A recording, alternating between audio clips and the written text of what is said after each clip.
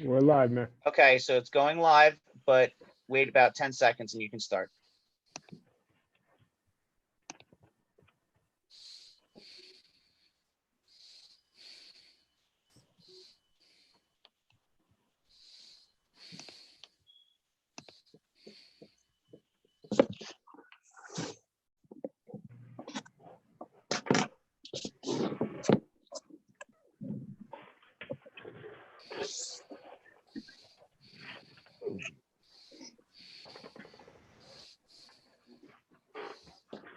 You're all good to start. Want to read it, man? Go ahead. Good evening, everybody. Welcome to our second Zoom hearing. Wish us luck. Notice is hereby given that due to the novel coronavirus COVID-19 pandemic and recent executive orders issued by the governor, the Town of Islip Zoning Board of Appeals hearing scheduled for Tuesday, May 26, 2020, will be held electronically via Zoom webinar instead of an in-person public hearing and will be streamed live over the internet. Anyone interested in providing comments will be heard at the times listed below or soon thereafter as they may be reached. Application number 296-20, Tracy L. DeAngelis, permission to use dwelling for two-family, family use only, pursuant to Islip Town Code Section 68-419.1. Residence A District, north side of Edgewood Road, 542 feet east of Parkwood Road, West Islip. Let me just get Mike and move him over. Good evening. I have to move him to panel. Sorry. Here he comes. Michael Dunn, you with us?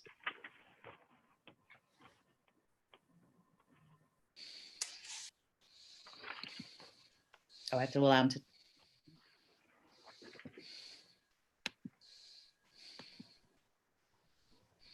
No, he's not with us yet.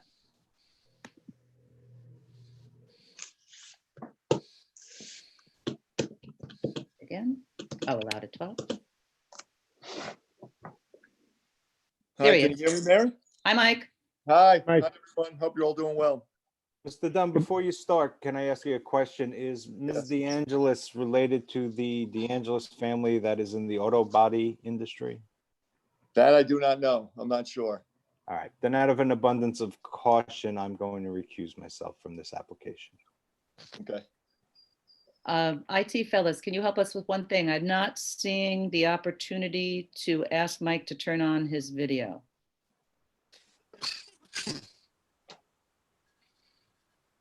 No. All right, Mike, we might not get to see your face tonight. Okay. Good evening, Mike. Good evening.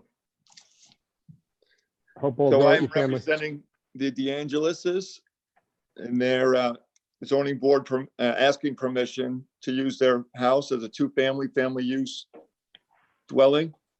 We did drop off all the paperwork with Mary, and they do have enough parking in the driveway, so I think they comply to everything that is needed. And age is the criteria, Mary? You have the file. Yep. Sorry. I thought you had some. Sorry, I apologize. Age is the criteria. Everything seems to be in order. Mike, how old is the older person that's involved in it? I'm guessing upper. Okay, I just figured out, I'm sorry, Michael is now a panelist. Oh. Everything's in order. Does anyone wish to be heard in this application? Does the board have any questions? I'll take a motion. There we go, got you, Mike. Okay, Yes. there it is. Hey, Mike. Yes. Mr. Chairman, I'll make a motion that we grant the application for a period of 3 years. Second. All in favor? Aye. Aye. Application granted. Thank you. Application number 297-20, Garrett and Mary Bergen. Permission to leave air conditioning unit having second front yard of 21 feet and shed having second front yard of 48 feet instead of required 55 feet each, to leave patio on rear property line and driveway having side yard of 1 foot instead of required 4 feet each. Residence AAA District, northeast corner of South Court and South Connecticut Avenue, Bay Shore. Good evening, Mr. Dunn. Good evening. I'm here for the Bergens. This house was lifted a few years back, and they put in the shed and the patio without consulting me first. there was really there was no good spot for the air conditioning platform. So we knew we were coming in for that. So we're asking for the rear yard setback of the patio, which is at grade. It is brick pavers and the shed. And the driveway was existing. So they just kept that driveway that was there. That's why we're asking for that 1 foot instead of 4 foot on the driveway. Okay. I don't see any of this being too much of an issue. Deirdre from planning, does it have any issue with planning? Nope, no objections. The No objections. driveway angles out, the patio seems minimal, so no objections. Great. Does anyone wish to be heard in this application? Does the board have any questions? Mr. Nicole, I'll take a motion. Motion to grant the application. Second. Second. All in favor? Aye. Thank Application you. granted. Take care, Mr. Dunn. Thanks, Have a good guys. night. Take care.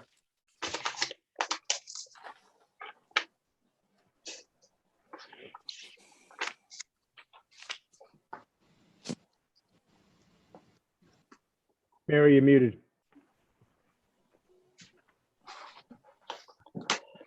Okay, let me move the mic back.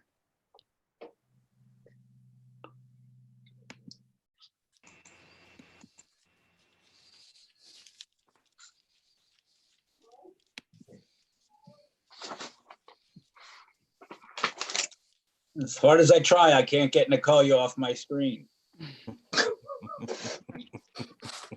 Too bad. Here we go. Chris, can you see me? This is what we see. It's better than my face, right? I didn't want to say it. Okay, I have moved the next applicant to panelist. Application Yeah. number 298-20, Christopher and Michelle Pepito. Permission to leave roof over deck 19.7 by 18.4, resulting in floor area ratio of 26.8% instead of permitted 25%. Residence B District, west side of DeForest Avenue, 889 feet south of Montauk Highway, West Islip. Are you Good there with evening. us, Mr. Pepito? Yes, Great, Okay, just name and address for the record, Mr. Pepito, if you don't mind. yes, 70 DeForest Avenue, West Islip, New York, 11795. Great, how you doing tonight? Pretty good, yo. Good. So you have a roofed over deck or patio resulting in an increased floor area ratio. Yes, We, code says 25%. We normally go up to 30%. So I think at 26.8, you're okay. hey, Do thank you have very any- much. You have anything to say for the record? No, thanks. Does anyone wish to be heard in this application? give me 1 second here. Is anybody seeing that anybody wants to be heard on this? No hands up, just the one hand up from an applicant.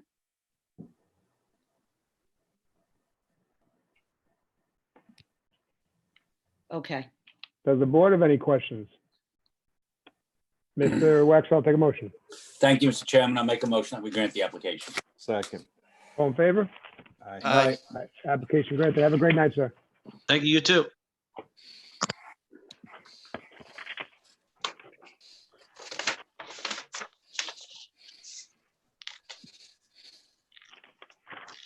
give me a second. I have to go find Nadia. Here we have her. Application number 299-20, MNA Holdings, New York, Corp. Permission to leave cellar entrance having side yard of 4 feet instead of permitted encroachment setback of 8 feet. Residence B District, north side of Hancock Street, 300 feet east of Lincoln Avenue, Brentwood. Good evening. Appears she's muted, Oh. Mayor. Yeah. Nadia, can you unmute yourself? Can you hear me? Yes. We got you. Yep. How are you tonight? Good, how are you?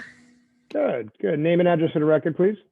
Okay, Nadia Amazada for M&A Holdings, 6 Hunting Hill Drive, Dix Hills, New York, 11746. Great, Can I thank get you. the spelling on that last name? AHMADZADA. Thank you. You're here. Requesting Good. permission to leave cellar entrance having side yard of 4 feet instead of 8.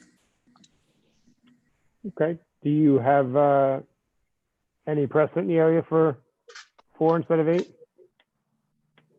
I'm sorry, I didn't hear you. Do you know of any precedent in the area? Yes, actually, there was a couple and I had put it in with my application. Okay, Deirdre from planning?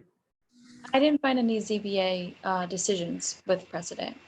There might be some in the area that are just there with the same side yard, but none through ZBA.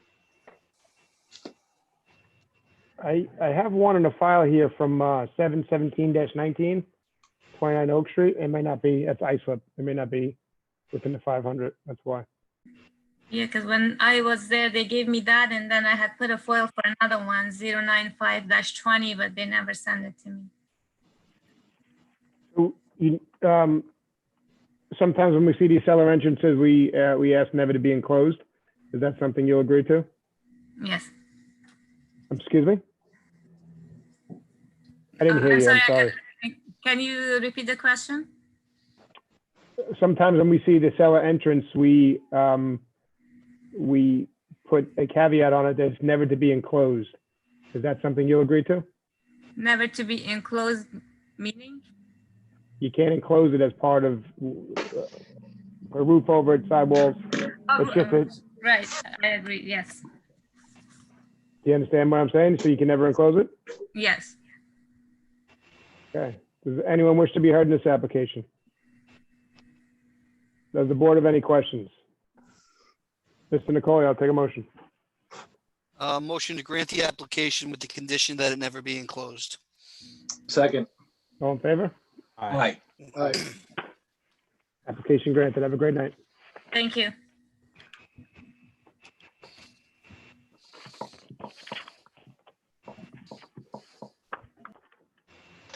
Mary, you're muted again. I gotta stop muting myself. Application number 300-20, Edwin Cruz, permission to leave above ground pool having rear yard of 8.5 feet instead of required 10 feet. Residence B District, south side of Hughes Street, 400 feet west of Lincoln Avenue, Brentwood. Hi, Angel. Hey, how are you? Evening. Oh, for the record, my name is Angel Aponte, A-P-O-N-T-E. I reside at 1330 Washington Avenue in Bayshore, New York, 11706. And I am here as an agent for Mr. Edwin Cruz, owner of 6 Hughes in Brentwood. And we have an existing pool at 8.5 feet from the rear yard where there should be 10 feet to the rear yard. Ladies and gentlemen, this was only because Mr. Cruz does have solar panels permitted by the town of Islip. And unfortunately, when they went to go close the solar panels, all this came up. So we're here. No, so it's not because he has solar panels, it's because he has a pool too Right, close. it's because it's illegal. Yeah, yeah. So it's not the solar panel. Well, That's how you got here tonight, was closing out yeah, the- that's how I got here. Not because of it. Okay, we got it, we got it. So Deirdre, any precedent in the area? Precedent, but no objections. It seems a bit minimal. I wasn't able to find any, but I could have missed something. Mr. Ponte, as you know, sometimes we see above ground pools, we state for the life of the pool. So if something should happen to be fixed, a line or replace, something is not working right, and you have to move that pool to the correct location. Absolutely. You understand it? Okay. Absolutely. Does anyone wish to be heard in this application? Does the board have any questions? Mr. Nicole, I'll take a motion. Motion to grant the application for the life of the pool. Second. All in favor? Aye. Motion Thank granted. you. Have a good night. Not yet.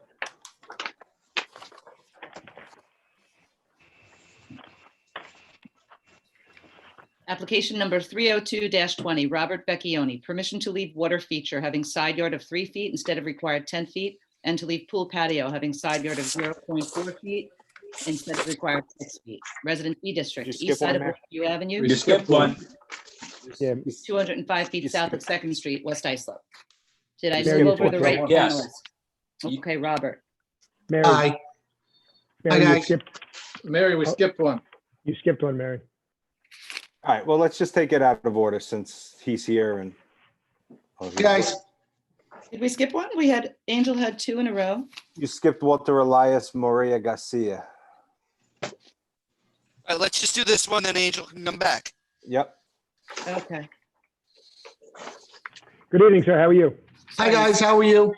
Good. Name and address for the record, please. Robert Vecchione, 108 Lakeview Avenue, West Islip, New York, 1179. So you're here for a water feature. That's a little bit too close. Yes, sir. When was that built? That was built in 2017, I believe. What is, it's a waterfall? Yes, sir. I'm gonna try Mary, and do we have a let you see picture it. of that? Yeah, I'm gonna try and let you see the picture if you guys can see that thing. See that? Looks like the Trevi Fountain. Throw money in it, Mr. Wexler. This is the I don't. backyard. Some backyard pictures.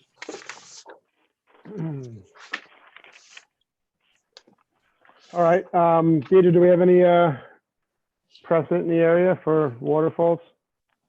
No precedent.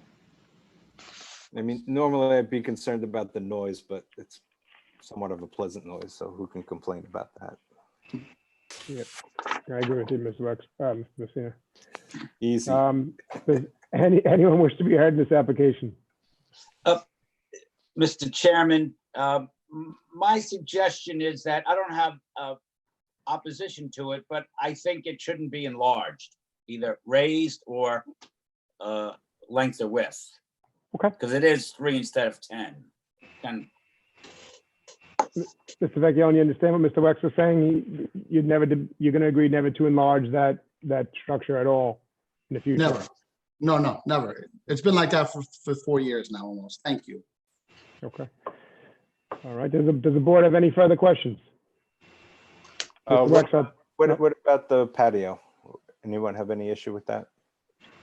oh, no objection. sorry about that. No objection to patio, Okay. pavers. 0.4. Does the board have any further questions? No, thank you. Mr. Wex, I'll take a motion. Yes, I'll make a motion that we grant the application with the proviso that the water feature never be enlarged. Second. All in favor? All Aye. right. Application granted, sir. Have a good night. Thank you, guys. Thank you very much. Take care. I'm sorry, Angel. I thought we had done both of your applications. Here we go. Going backwards, everyone. Application number 301-20, Walter Elias Marrera Garcia, Daniel Salmaran Rodriguez, and Byron Ariel Ordonez Ariola. Permission to reconstruct roof line and erect roofed over porch, 8 by 12.6, leaving front yard of 35.5 feet instead of required 40 feet. Residence AA District, south side of Myrtle Avenue, 474.73 feet west of Islip Avenue, Brentwood. Good evening. Good evening. For the record again, my name is Angel Aponte, APONTE. I reside at 1330 Washington Avenue, Bayshore, New York 11706, and I'm here as an agent for Mr. Walter Elias Moreira and the rest of that list. Great. Can you tell me, sir, where the roofed over porch would be erected? Because Absolutely. it doesn't jump out on the survey to me. Maybe I'm missing it. Yeah, so I'm just open up this survey here. Yeah, so if you're looking, okay, so you see the rectangle on the survey that says temporary trailer? Yes, sir. There's right, It says concrete porch. Is that it? yeah, there's like a square there. That's Okay. the area where the front door is. Uh-huh. So basically where that 12.8 number is, all So that, It's yeah, just all that that- square. not just the square. What I'm saying is it begins there and it goes Okay. out towards the street. That 12.8 is basically the side of that covered porch, Uh-huh. and it goes as far over as that square. Maybe a little bit more. Like So inches. it's the front of Okay. the whole front of the house, then, pretty much. Not the whole front of the house. It's where that. No, square- it it just covers that extends the square to the edge of the house that you see on the left, I think, Mr. the Chairman. very Is that front. right? Yes. So it's just that square extended out, not, it doesn't go, It's not going east all the way to the end of by the garage? right, no. it goes north, It's north? Okay. right? Yep. Absolutely. Okay. Any objection from planning, Deidre? Sorry, no objections. Okay. Does anyone wish to be heard in this application? Does the board have any questions? Mr. Nicole, I'll take a motion. Motion to grant the application. Second. Oh, All in favor? sorry, Dan. Aye. Application granted. Thank you very much, ladies and Thank you gentlemen. for your patience. Have a good night. Hi, Angel. Bye-bye.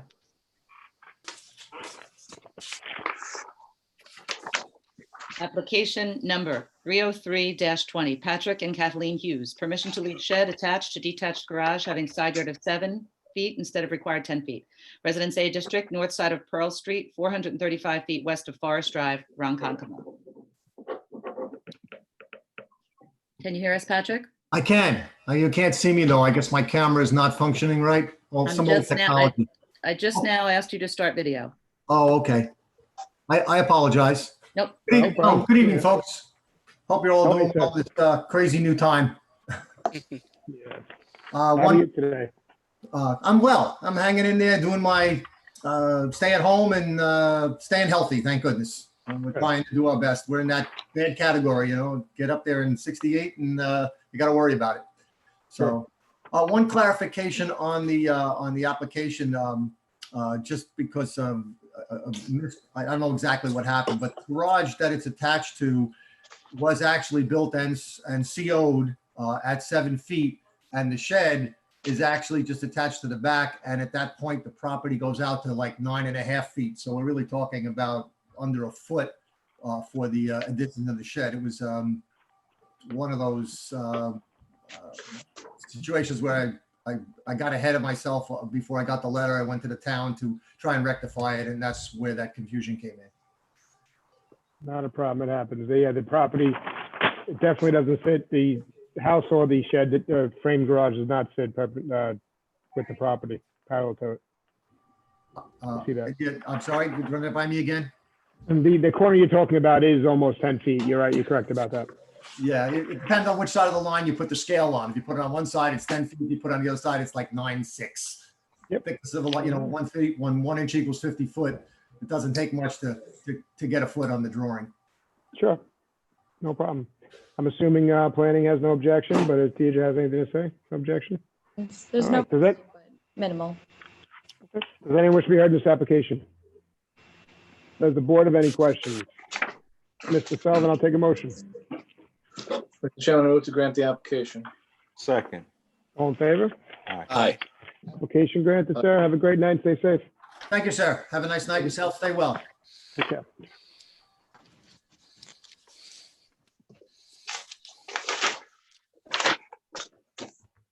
Application number 304-20, Thomas and Maureen Mackey. Permission to install in-ground pool, leaving rear yard of 8 feet instead of required 14 feet, and pool patio, leaving rear yard of 3 feet instead of required 6 feet. Residence A District, north side of Marlene Drive, 122 feet west of Sunrise Drive, Sayville. Good evening. How are you? Good evening, Mr. Chairman, members of the board. Mr. Mackey coming before the board requesting a rear yard variance for an in-ground swimming pool. As you can see, the property, the way it's situated, she really has no backyard. We've tried every situation to try to get a pool in there, and the closest thing that we can come to is a 12 by 24, which is not a very large pool. We're able to maintain the side yard setback, but the rear yard setback, there's no way that we can maintain the 14. I know that the town looks very hard on the setbacks and going down below the 10-foot setback, but in this case, we have no choice whatsoever. We're only 5 feet off the house. We can't rotate the pool. There's no other location whatsoever. So, I mean, there is no plan A or plan B or anything with this application. Shocking. Okay, this is what we have to go for. And unfortunately, she's in a situation where that's the only thing that she can do is 8 foot with a 12-foot pool. Mr. Booth, I know there's many houses in this area that have other pools. Have you found any precedent possibly for a side yard relief or a rear yard relief?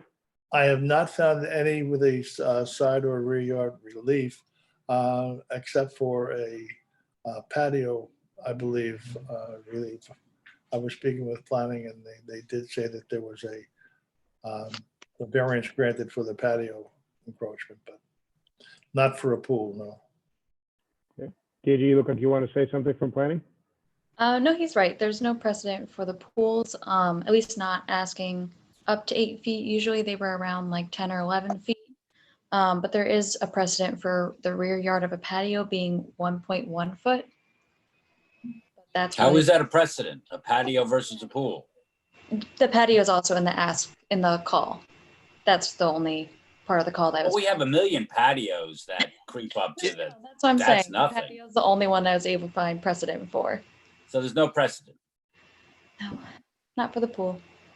What's behind, I guess you'd call it the northeast, what properties on, do we have an aerial or can you share something with us? No, it's another piece of property, and in checking with the surrounding neighbors, none of them have any objection whatsoever. Do you have any letters from them? Any of them here to testify as to that? And not for, I don't mean to doubt you, but you saying that carries very little weight. I haven't submitted it to the application, but should the board request that as a consideration for the decision, I certainly would get the letters from the neighbors. Mary, can we see an aerial? Deirdre, I just promoted you to co-host. I think that was the issue. There we go. So this is the house right here. This is kind of the back corners that it would be affecting.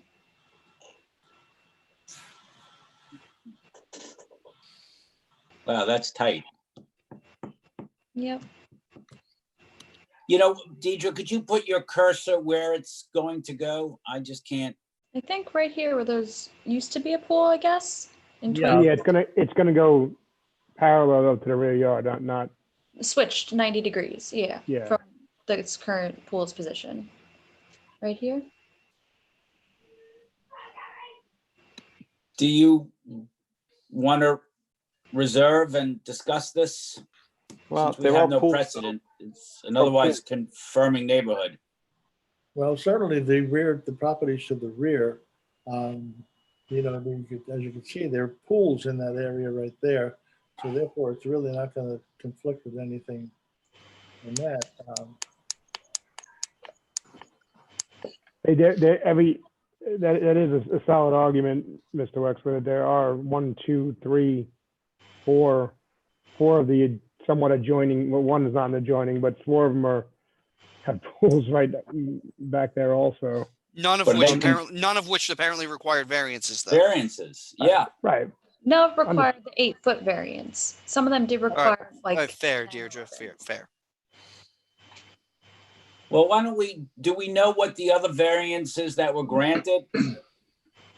I don't know them specifically. I know that some of them, I believe were around 10 or 11 side yards or rear yards. But I can find out specifically what they are and I can get them to you. Yeah, you know what, for me, I'd like to reserve and take a look at those so we're not creating precedent that we don't want to have to live with forever. Mr. Booth, I have a question for you. Sure. You hand draw the pool in on the survey.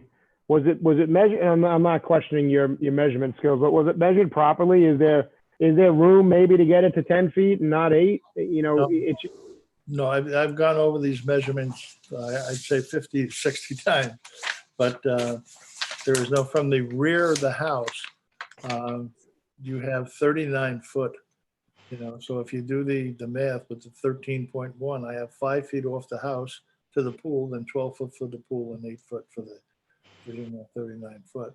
So the numbers are right.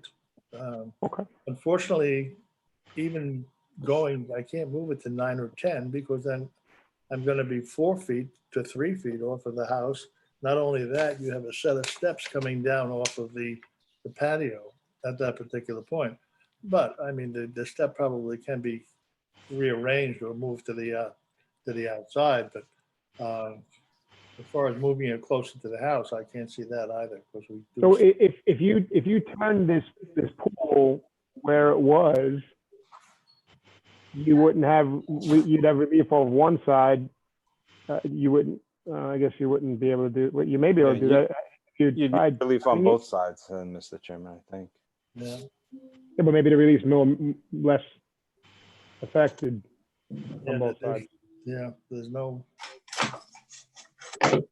it doesn't really change anything as far as what can actually fit. I mean, I've tried. Well, this Mr. before. Mr. Booth, not every house is entitled to a pool. I understand that. I understand that. But if the homeowner wishes to have a pool, she goes for a variance, which variants are created supposedly for hardships or difficult situations, with this happens to be one. You could Oh, is always. that the way it works? Wow. All right, so what we'll do is, I think the board wants to discuss it a little bit. Does anyone wish to be heard in this application? Does the board have any questions? Mr. Sullivan, I'll take a motion. Mr. Chairman, I move to reserve decision. Second. All in favor? Aye. Aye. Aye. Mr. Booth, as you know, we're going to reserve decision. We have 62 days by law to render a decision. We'll do it as quickly as we possibly can, and we'll get a decision out to you. All right, thank you very much. Have a good evening. Have a good evening. Thanks.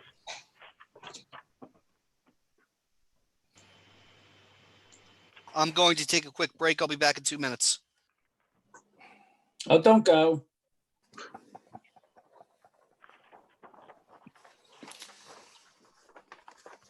Mary, we still are there. Yeah, we're good. I just moved the representative for the next applicant to panelist. And I don't know if his client is here. I've reached out to a couple people that are attendees that I'm not sure what cases they're involved in yet, but I'll call it. Application number 305-20, Gary Teich or Teach. Permission to reconstruct driveway leaving front yard occupancy of 40% instead of 35%. Residence AA District, south side of Oceanside Street, 800 feet west of Greenlawn Avenue, Islip Terrace. Joseph, are you there? Yeah, yes, we're here. Okay.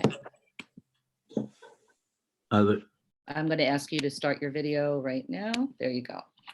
Okay. Hello, everybody. This is Gary Teich. Good evening. Hi, Gary. Oh, he's muted. There they are. We see someone now. There they are. Hi, can you hear me? Can hear you. How are you tonight? I'm doing all right. How are you guys doing? Good. Just name and address for the record, please. All right, my name is Gary Teich. Address is 42 Oceanside Street, Islip Terrace, New York, 11752. Great. Great. So you're here looking for front yard occupancy.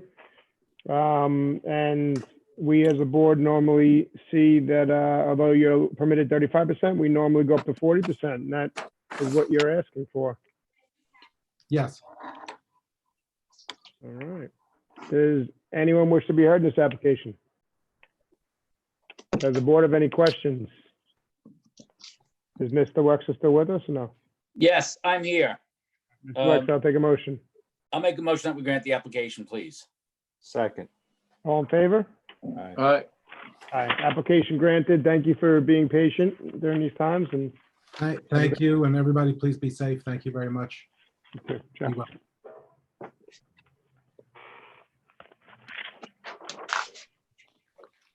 Application number 306-20, Gregory and Mary Mastrandrea. Permission to erect one-story addition 22 by 29, leaving floor area ratio of 30% instead of permitted 25%. To use dwelling for two-family, family use only pursuant to Islip Town Code Section 68-419.1, and to leave shed having side yard of 1 foot instead of required 2 feet. Residence A District, north side of Breton Road, 506.97 feet east of Woodbury Road, Hopog. Charlie, are you Evening. there? Yes, good evening, Mr. Chairman, members of the board. Charles J. Brudy, architect, 30 Bethesda Lane, Sable, New York, representing the homeowner. Who are also How are present. you, Mr. Good, how's everybody doing? Good, good, good, thanks. You want to take this or you want us to ask you? I'll take it. So as mentioned in the call, homeowner seeks permission to construct a 22 by 29 one-story rear addition and also requesting for a floor area ratio of 30% instead of the permitted 25% for a two-family family use for her mother of 79 years of age. The proposed addition does not exceed the permitted 1/3 area of the existing house in square footage and will consist of 1 bedroom, living area, handicap bathroom with access to the existing rear den of the house to accommodate each other. Also in the call, we seek permission to maintain the existing 10 by 11 foot shed with a 1 foot side yard setback instead of the permitted 2 foot setback. So we have age criteria for the family use only. Yes. The shed, we see them all the time, 1 instead of 2. I think that would be, as we call it, de minimis. And the floor area ratio, we go up to 30%, as you know, as a board. Yes. Great. Does anyone wish to be heard in this application? Does the board have any questions? Mr. Messina, I'll take a motion. Mr. Chairman, I move that we grant the variance relief and that we grant the relief for the family use only for a period of 3 years, subject to the provisions of the code of the town of Islip. Second. All in favor? Aye. Aye. Okay. Application granted, Mr. Rudy. Have a great night. Thank you very much. Be safe, everyone. Thank You you. too. John, before you read or Mary, before you read the next one, am I doing something wrong? All I have is some of you at the bottom and the surveys take up about 90% of the screen. Yeah, if you go to the either side of the video feed of each of us, you should have an arrow that you can then look at anyone else that you wish that's on. I don't. All I do is, okay, how do I get rid of, it says, I'm sorry, to D. Ryan Islip. It looks like it's fixated on DJ Ryan's surveys. Right, she's sharing the survey with all of us so we could see. Oh, it. so everybody's seeing the same thing? Yes. Yeah. Yep. Oh, okay. I'm sorry. Thank you. Yep. No problem.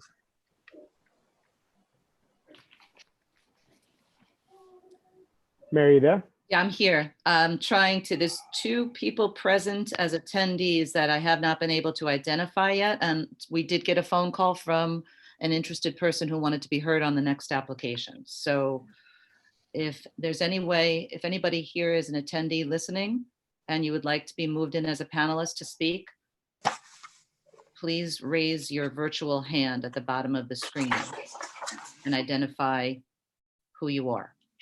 Application number 259-20, Walter and Elisa Rostakowski. Permission to elevate and reconstruct dwelling, leaving side yard of 13.5 feet instead of required 14 feet, and front yard of 24.9 feet instead of required 30 feet. To erect elevated porch with 2nd-story balcony, leaving front yard of 29.2 feet instead of required 30 feet. To erect 1-story addition, leaving front yard of 23 feet instead of required 30 feet, and to erect 2nd-story addition, all having floor area ratio of 33.74% instead of permitted 25%. To erect raised air conditioning platform, leaving front yard of 23 feet instead of required 30 feet, and side yard of 9.5 feet instead of required 14 feet. To leave hot tub, having side yard of 4.2 feet and rear yard of 8.7 feet instead of required 14 feet each, and to leave shed on side property line not having required setback of 2 feet. Residence A District, north side of Connecticut Drive, 972.69 feet west of River Way, Oakdale. Good evening.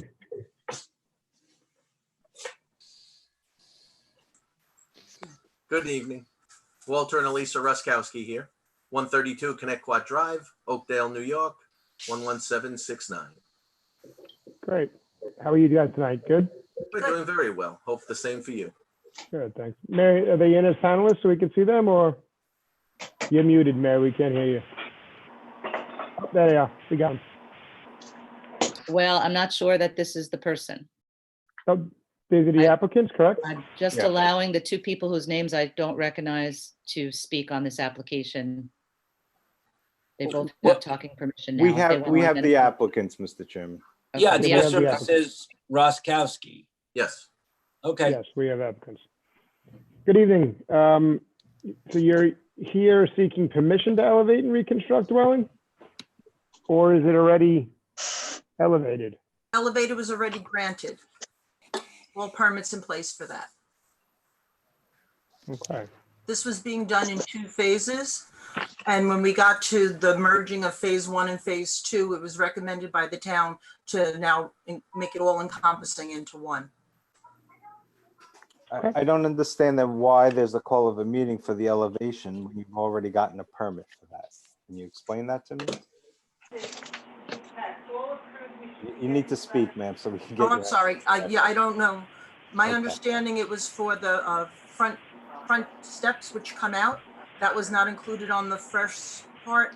Also, the AC platform, the raised platform was not part of the first part, which was part of the lift. Thank you.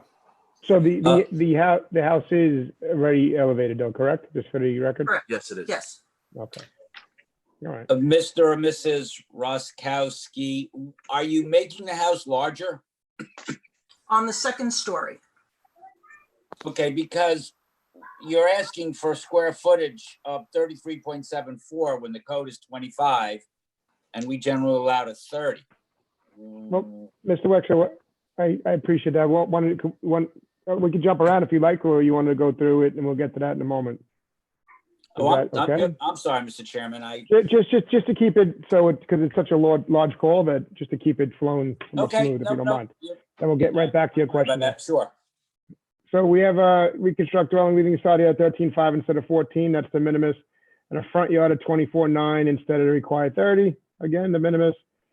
We have an elevated porch with second story balcony leading a front yard of 29.2 instead of 30. One story addition, front yard of 23 instead of 30. So Deirdre, up until that point from planning, can you hear me, Deirdre? Yeah. Okay.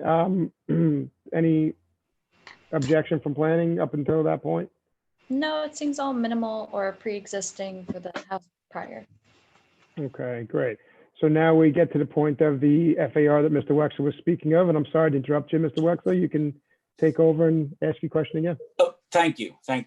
The question remains,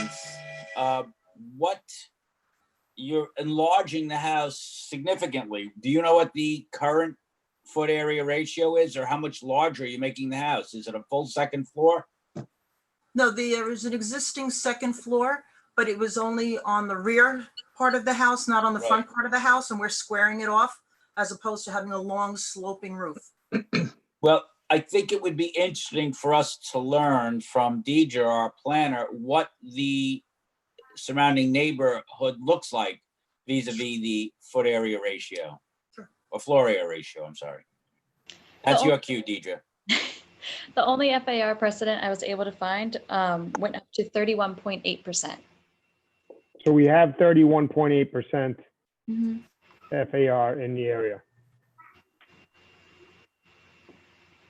Mr. and Ms. Roskowski, as Mr. Wexler stated and Deirdre stated from planning that the code states 25%. You guys asked for 33.74. We do have another approved precedent in the area within 500 square feet of your home of 31.8. Would you be able to get the FAR down to 31.8? I'm sure you didn't do the plans yourself. I'm sure you had a design professional do them. Yes. That may be something that you'd have to speak to them regarding, but it's hard for us as a board to go above and beyond what the precedent is already in that area, because then, as we call it, keeps creeping and creeping and creeping. So would you be able to shave approximately 2% off the FAR to floor area ratio? So I'm sorry, I don't mean to interrupt, but before you answer that, Deidre, just if I may, Mr. Chairman, the 31.8, is there something behind that, or is that just a grant? Let me see. Was it legacy, or was it something that we should concern ourselves with? No, I don't think so. I think that there wasn't a lot of information I was able to find on it, but it was more recent. It was from 2015. But I Okay. hope to see if there's something more to it, but I don't believe there was. All right, thank you. And this is just squaring off the house, right? It's not increasing the footprint or falling over Correct. the edge. It's no change in footprint, and it's just squaring off the house. Okay. Since the hearing began, I've received 2 phone calls on my landline from the neighbor at 128 Connecticut who's trying to get into the Zoom meeting by using the telephone. Mr. and Mrs. Roskowski, I would suggest that you maybe talk to your architect about maybe sharpening his pencil, and perhaps you may be able to trim off the required 1.96%, if my math is correct, by looking in areas under stairs and whatnot that may be able to get you where you need to be without changing your plans. So do you understand that, applicants, what Chris, Mr. Nicolia was stating? I don't know if you could hear them or not.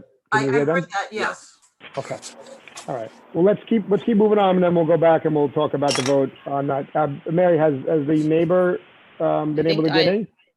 I just allowed another attendee to speak.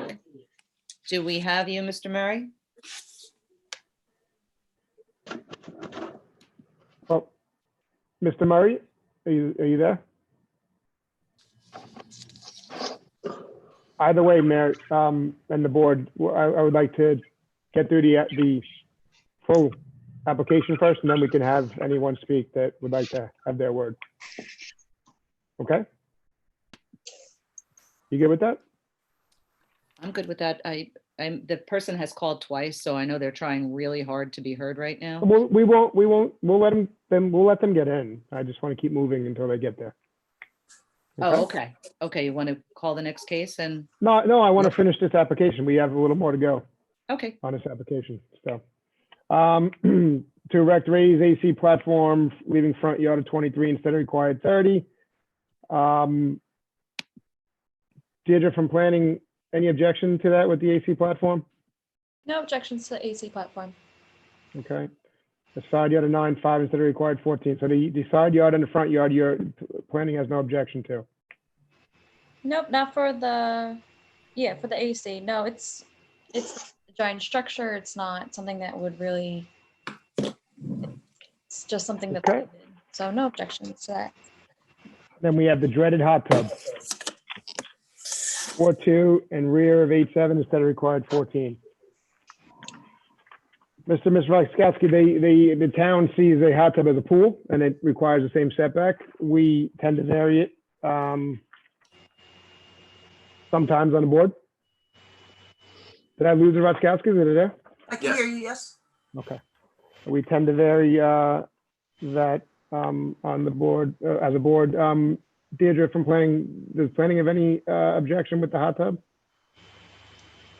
Not really. It's just, it's annoying because it is counted as a pool. So I just would want it to be on the record that this was, if it were to be granted at the setbacks requested, that it is because it is a hot tub, not any word changing that it's a pool or It's a pool, anything right. like that. It has Well, to be- as I always say, to make light of the situation, if you can't cannonball in it, in my book, it's not a pool. So you guys, let the record show that it is a hot tub, not a pool, if we decide to grant it. And then we have a shed on the side property line, not having a required setback of 2 feet. I don't know, I can't seem to find that shed. I don't know if anyone else, oh, the existing shed right there, I see that. Any objection from planning? No objections. Okay. All right, so Mr. and Ms. Roskowski, we're going to see if we can get your neighbors, whoever is trying to call in, to speak in one moment. Real quick, though, it seems that no planning has no objection to most of the application other than the FAR. So I know, I don't think that your design professional is here with us tonight, correct? The architect, no. No, he had Okay. a death in the family today. I'm sorry to hear that. So what I'm going to recommend, but we're going to have to go and vote on this anyway, is possibly that we, if we are to vote on it and approve it, then it would have to be, you'd have to find the 1.9% or just shy of 2% out of the FAR, because there is precedent 31.8 and not 33.7. So is that something that you possibly would agree to? I just don't know how that would be done. What Mr. Nicolia was suggesting, keeping the structure, I think that's who had said it, and yet do something on the inside too. But I guess I can ask the architect about that. Ms. Rostkowski, what I would suggest is that your architect review the plans again and look for any space I mean, and we're talking matters of a few square feet here that were improperly counted, which, believe it or not, does happen on occasion. And like I said, sharpen his pencil. You may be closer, than you think. Okay. With a couple calculations. And I'm sure if your design professional has a question, he can contact Deirdre Planning and they can go over some numbers or what on that. And Mr. Chairman, I'm not entirely comfortable with the hot tub, but we'll return to that if we need to. Oh, I'm sorry, Mr. Messina, I didn't catch that. I said I'm not entirely comfortable with the hot tub, but we can return to that if we need to. Thank you. Thank you. So I think we're still waiting on the neighbor, Mr. Messina. Yep. So would you want to return to that now so we can chat on it? Well, sure. I'm not sure why it can't comply, at least with the rear yard, the side yard setback. It certainly looks to be ample room for it to be moved along from that particular boundary. He's saying to comply on the side yard then. Yeah. Well, yeah, that's right. If I may, Yes, please. there's a cement platform that runs the length of that property along the side there, and it's sitting on that. It's not on dirt. It's on a pre-existing cement platform. Otherwise, we would have moved it a few more feet. Well, I understand. And that's usually the case with hot tubs or anything that's going to support a structure. But there really doesn't appear to me to be any real good reason, aside from the fact that, it might be somewhat expensive, but, you put it there without a permit. Right, understood. So, I'm struggling with that. I'm not saying that I'm against it. I'm just saying that I'm struggling with it. Understood. I'll defer to my colleagues. All right. Mary, have you received confirmation that the neighbor has been connected? I haven't, and they haven't called back again. So they do have the number that was the call-in number that was listed on the town's website. I gave them that and they were calling it. So IT, if you can hear us and give us some kind of symbol as to whether or not that call-in number has worked. Ms. Pissarro, is there any way we can call them? Do we have a phone number for them? Sure, I could just hit recall on my phone. I'll go off the screen and go off Okay. the video and talk to them. Do you want me to do that? Please, let's see if we can work it out, unless, Mr. Chairman, you. Yeah, I would like to give them the opportunity to speak. So if you can call them back and see if they can possibly call back in. Because we saw them for a moment with the little phone symbol on.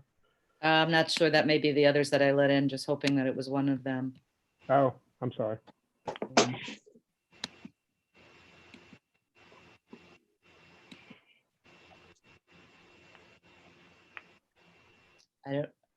Let's see. You want to move on to the next application while I call? Should we do that? Oh, let's let's keep just continuity keep- going. Yeah, let's just Okay. keep this going.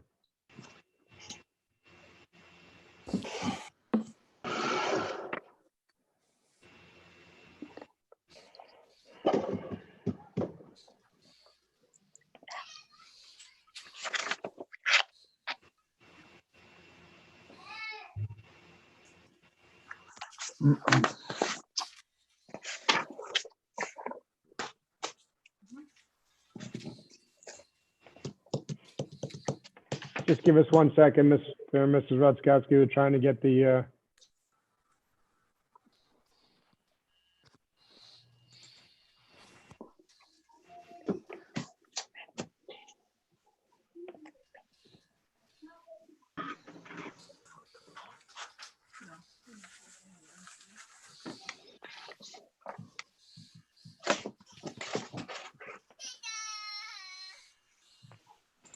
Come on.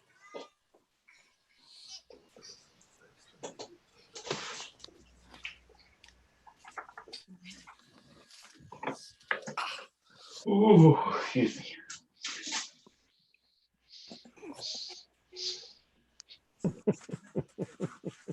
Hey, hi. The future member of the zoning board? Yeah, I hope not.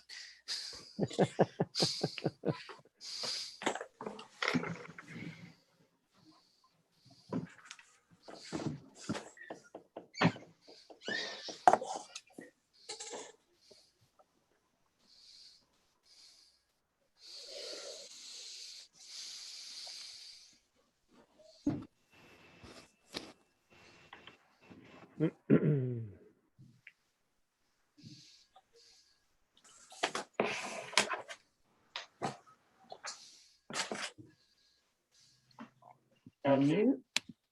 And start my video.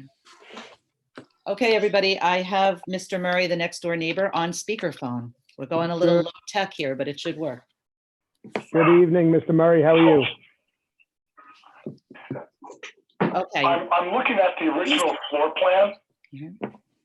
All right, Hey, do we have, Mr. Murray, if you can just name and address for the record, please. my name is Tom Murray.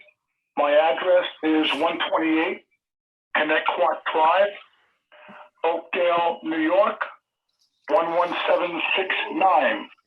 Could I just, Good the evening. last name, is it two R's and an A? 132 are my neighbors next door. Mary, could you just ask that spelling? Mr. Murray. The people next door. Mr. Murray, hold on one second. Natasha, it's Sure. Murray.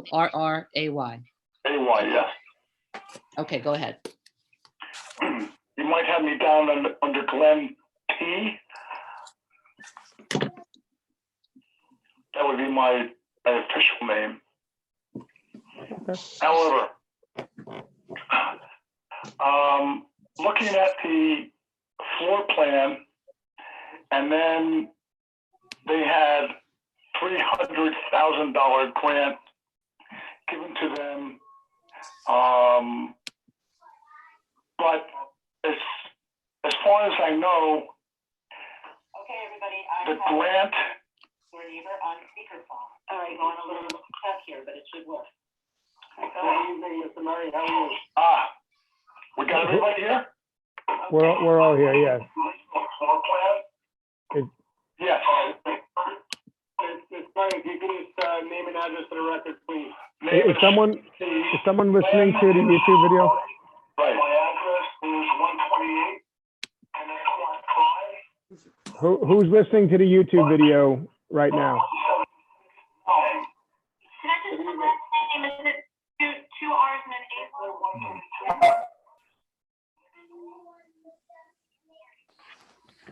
If we could shut off the video, that would be great.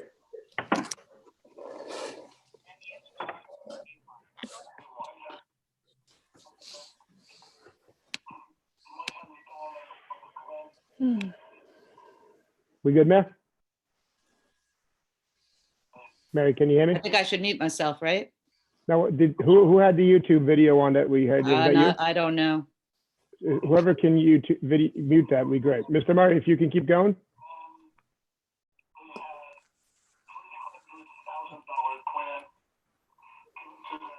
Hello, are you there? Yes, I'm here. Okay, so are you also hearing the video in the background? Yes, I am. Okay, so there's a delay. So you're watching. He's gonna have to shut that off.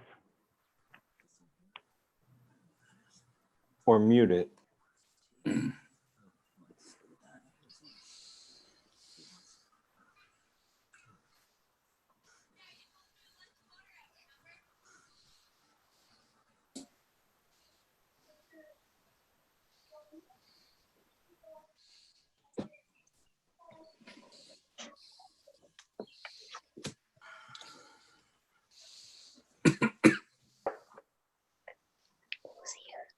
Okay. All right. It's on right now. I have it turned off. Okay, great. Okay, Go I ahead think now. we got it. Okay, go back. Go ahead, Mr. Murray. Hello, everybody. Hello. All right. The one problem I have is not what they're trying to do, but when they did the New York Rising $300,000 grant, which I believe it states that you should be within the same footprint of the existing foundation. So if you look at the side of the property, they actually brought out the north and south walls to accommodate two bay windows that were originally there in place. However, they were cantilevered off the foundation. So now when New York Rising came in, they said, all right, let's incorporate this. Mary, I'm sorry, I'm not getting all this. So, I don't know if it's within limits of New York Rising, but all I know is that 3 years down the road, I'm still looking at debacle, and they're not doing anything about it. Well, Mr. Murray, I apologize for that. I'm not sure You that, guys have to tell me what direction I have to go in to either let and go or Mr. Murray, can you hear me? I'm sorry. All right, Mr. Murray, can you hear me? Francis, what are you saying there? We have a couple of screens going on here right now. Anyway, Mr. Murray, can you hear me? I think my wife is on the other computer here. Here, I'm Julie. Yeah. Who's this? All right. Anyway, Mr. Murray, yes, can you hear me? okay. I can hear you. I'll hang up here and hear you on my computer. Okay, Mary, can you let them in on the computer as a panelist?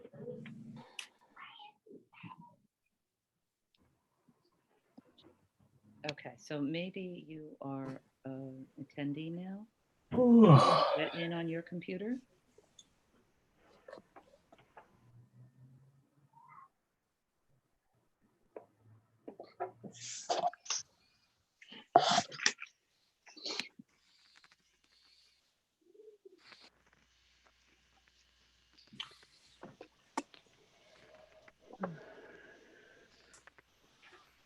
So, Will, can you hear me?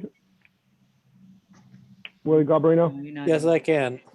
Okay, my question, until we get them connected in down there, is that I believe that do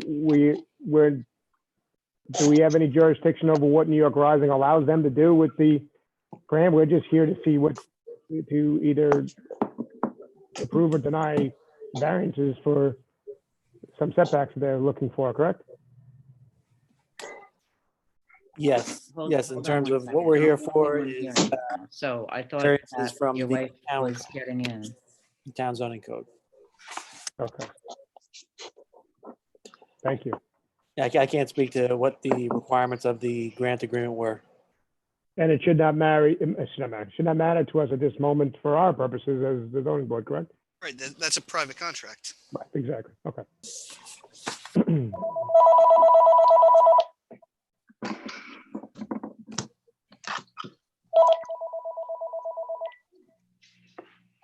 I tell you, 401 Main's looking beautiful right now. I'm glad we have that on video. John, this was all part of a big plan to get you on board. Yeah, I'll take 2 large pies, 1 with onion. Anchovies.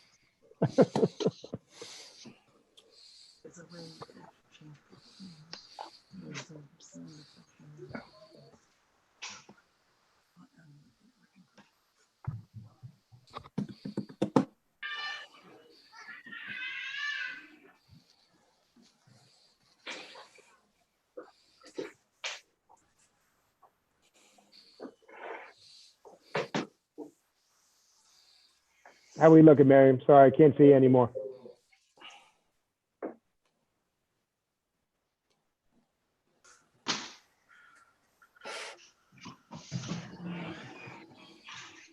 Melissa? Val? Can you have I just close the bathroom door up there because I can't, with the water running, I can't hear it. I can't hear it. Thanks.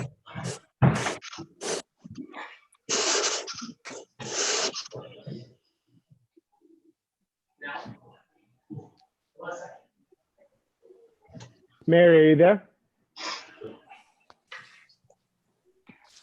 Okay, he's not able to get in at all. Mary, there's somebody in this meeting that shouldn't be. Hello.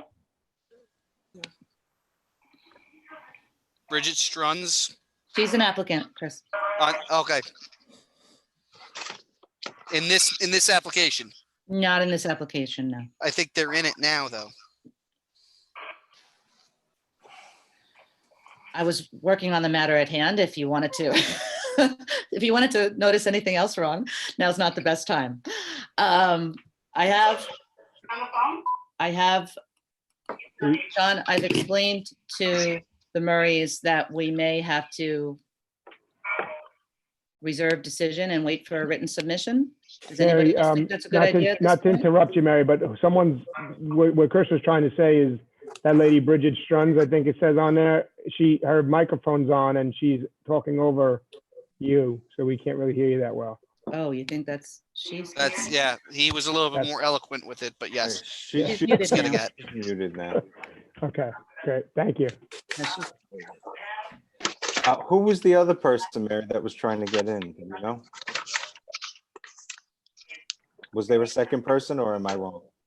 No, there were two individuals prior to the making contact with the Murrays who we've been writing to in the chat to try to see what application that they were, thinking that they may be Okay. the Murrays. Okay, but so no. how about we do this? If we're to give the Murrays proper procedure, I am recommending that we possibly reserve decision tonight, and then they can submit what they would like to say, and we can discuss it as a board, and we can render a vote and at that moment. As long as we put a time frame on for their submission. Yeah, do they have a week, 7 days to submit? That's fine by me, Mr. Chairman.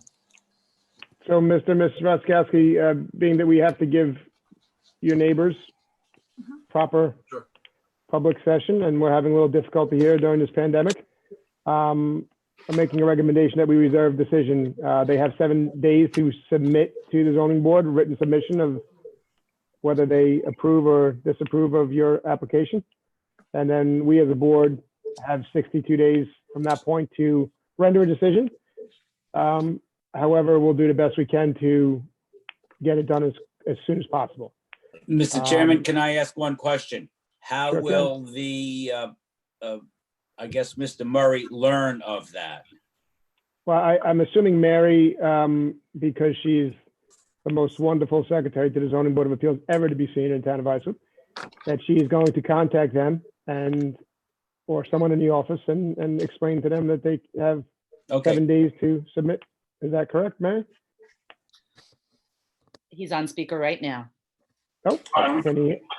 Mr. Murray, we're going to give, the board is suggesting 7 days for written submission. Is that okay for you? Sure. Okay, and we'll be happy to get you any additional documents you might need from the file. Just contact the office tomorrow. I will do that. So I could permit all for you or what? I didn't hear that. I didn't understand it. Yeah, you're asking if you should call me? Yeah, for the instructions on what to do. Oh, just a written submission. Yes, we can talk about it tomorrow. Okay. Just call the office number that you called earlier. Do that then. Okay. All right. Thank you so much. I'm sorry. That's all right. We're sorry to. I will talk tomorrow then. Very good. Thank you so much. Okay, bye-bye. So, Mr. and Ms. Roskowski, you understand where we're at right at this moment? Yes. So Yes. he will speak with Mary tomorrow in terms of that he has the right to put it in writing what his concerns are, and then the Yeah, no- board will review that. Correct. Are we privy to what his concerns are? Absolutely. It's a public Sure. record, Sure. anything that gets submitted. So will Do we you be want us, sent to? a Do copy you want of us? it? Yes, sure. Sure. If you want, I don't know if the board's office has your email address on or fax number on record, but if you want to give it to, possibly call over there tomorrow, and Okay. when he submits, we can send you a copy of it also to review. Okay. All right, and then we have 62 days from that point. And in the To- interim, I can speak to our architect and see if he can do something about the 1.9 or whatever. Yeah. Yes, correct. please. You have precedent of 31.8% for FAR in the area, so What's the exact amount? 31.8%. 1.8. Yeah, 31.8. Okay. Okay. Yes. Does anyone else wish to be heard in this application? Mr. Messina mentioned the hot tub. Yes. Did you want to discuss that? I would like to hear what you have to contribute to that. Well, I think that's fair to try and get them as much, because the side yard with the 4.2 is the biggest ask. They can't really go anymore for the rear yard, so if you want to ask for the side yard, I think that's fair. A bigger side yard. I don't know if you want conforming or, Well, we'll deliberate that when, when we get all the submissions after the Roskowskis have an opportunity to see what's submitted, so. Okay. All righty. I'll second the motion from the chairman to reserve. All in favor? Oh, Aye. sorry, John. Chairman No, that's- Emeritus, there you go. Sorry, Not a can't get problem, it out not of a me. problem. Not a problem. So Mr. Mischkowski, we reserve decision, and once we get the written submission within 7 days, we'll give you a copy of it, and we will render a decision as soon as possible after that. Thank you. Thank you. You guys have a great night. Thank you, you too. Appreciate the Take time. care. Thank you for hanging in with us.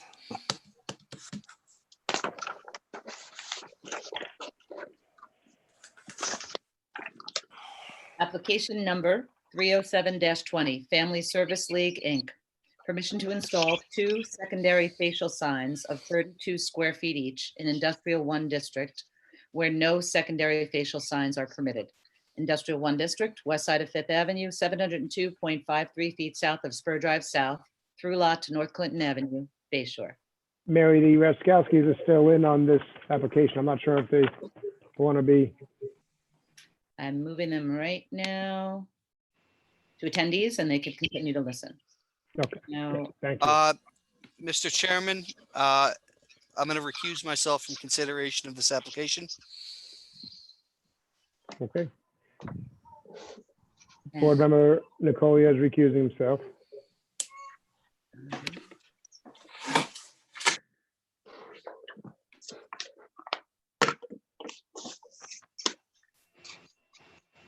Karen, can you hear us?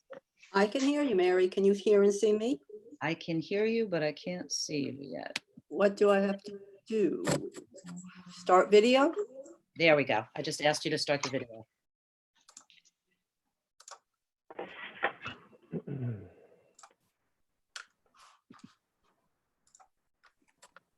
That works. I see myself. Hi, Karen. Hi. Good evening. Good evening, Chairman and members of the board. My name is Karen John, Jahn, with Hoffman Grayson Architects, 90 High Street in Huntington. We are the Architects for Family Service League, and I'm here on their behalf. Great. Welcome. Thank you. I hope this goes smoother than the last application. I always say, it's always an adventure. Zoom, webinar, it's always an adventure. Geez. We almost watched Mary punch the computer screen. She was a little, you saw it. No, you all have a lot of patience, and it's a learning curve for everybody. It is. All right, so you're here seeking permission to install 2 secondary facial signs, 32 square feet each, where no secondary facial signs are permitted. Correct. And part of the reason, I probably don't have to tell you, but part of the reason is we're only, in the industrial district zoning, we're only permitted 1 facial sign. And So tell us why you need 2. League got a large donation. So this building will have a name. It will be named. It will be the Fay J. Lindner Health and Wellness Center. And that becomes our one facial sign. So, you know, if we had been in any other zoning, it wouldn't be an issue. And so that's somewhat unique that we have the building being named, and that's our one facial sign. And another unique aspect of this building and its site, which is why we're asking for the 2 secondary facial signs, is that this property has been combined over the years so that it's basically what we call a campus configuration. So it has 2 buildings on one site. And those 2 buildings, 1444 Fifth Avenue and 1448 Fifth Avenue, which is the new building, they share a common curb cut and one common ground sign. And because of the campus configuration, this building, the front of this building, this is the side view, but the front of this building actually faces south, actually faces into the property. It doesn't front on Fifth Avenue. It's the side of the building that does front on Fifth Avenue. So it's just really, you know, it's really important to us in terms of the number of people who will be coming to visit this building for the social services that Family Service League provides. It's very important to us that the building be very identifiable, and because that makes it safer. It's much safer if a building can be recognized very quickly. And so the 2 signs are 68 inches in diameter. By your measurements of area, you have to draw a box around that, and that's where the 32 square feet actually comes in. But that circle, that 68-inch diameter circle, pi r squared, is actually it's really about 25 square feet, and it's a size that's appropriate to this building. And the only difference between the 2 signs is that the one on the south side of the building, which is what we call which we would call the front of the building, although it doesn't front on Fifth Avenue, the one on the south facade is not illuminated, whereas the one on the east side of the building facing Fifth Avenue is illuminated. And we just feel that's really important because Family Service League does offer nighttime appointments to their clients. They have a fair number of clients who are disabled. So to have an illuminated sign that makes the building very visible, it's a very reasonable accommodation for the disabled, and it's actually, like many universal design things, it's beneficial to everyone. It's much safer for the people coming to the building and the people driving on Fifth Avenue in front of it. Ms. Jan, let me ask you a question. Often we'll get applications in Industrial 1 where they want larger signage, which we often grant. If we allow yet a second, not where it says 1, we allow 2, don't we have to grant that for everybody else who makes the application? No, because I think this, like I said, this property, you know, it has some things that are unique about it. In number 1, that the building has been named by the. Well, that's not, let me cut you right. That's not unique for zoning. That's not unique. Well, then that's not unique. I think then it's the campus configuration that really is what makes. That could be unique, but not that somebody is donating. We have 2 buildings on one site, but we only have 1 curb cut and we only have 1 ground sign. Those 2 buildings share a ground sign. So that's why it becomes more important to us to have a sign on this building or signs on this building that make it identifiable, because it shares the ground sign with the other building. Mr. Chairman, if I may just follow up to Mr. Wexler's question. Ms. Ryan, what is the purpose of prohibiting a secondary facial sign in an industrial district? Do we know why the town board chose to enact that limitation? I'm not completely sure, but I just believe it's because they didn't feel it was necessary for giant industrial warehouses to need more than one sign. But in this case, it's a different use than industrial warehouse. So that's kind of why. But it's a permitted use in the industrial one district, right? Yep. Okay. But So, just to interrupt really quick, it just, my own knowledge, if it was not industrial one, they would allow to have, be allowed to, with the sign code, more than one sign? Just because it's industrial one, they can't? yes, just because of the zoning. Right, it's just because of the industrial one zoning. I mean, in other zonings, an office use like this could even have 2 secondary signs. Yeah, the problem with that though is that, you know, the town board knew that these uses were permitted in industrial one when they passed the ordinance.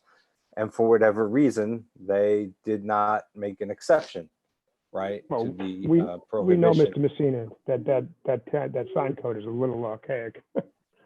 Well, that may be, but it is what it is, and that's what we're dealing with. I'm not saying we shouldn't grant the variance. She may have very well presented good reasons to grant the variance. I'm just thinking it through out loud.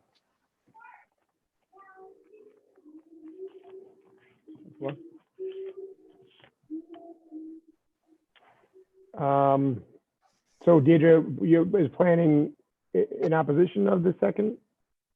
No Secondary objections to official? this. We worked No with objection. it since it came in as a sign permit. And they're doing everything that we would like them to do as a sign permit with the punch through letters, and some are illuminated, some not illuminated. So we're fine with it. So they've taken steps toward mitigation, is what you're saying. Okay. Good enough for me, Mr. Chairman. Okay. Does anyone wish to be heard in this application? Never mind. I'm gonna, Bill, does the board have any more questions? I know you probably have some more questions, so. Yeah, I was muted. Maybe that was purposeful, but Oh, well, I gotta be honest with you, I don't know how to mute you, so it wasn't me, I swear. I mean, so the record is clear. This is driven because I'm looking at the survey and I see the 2 parking lots.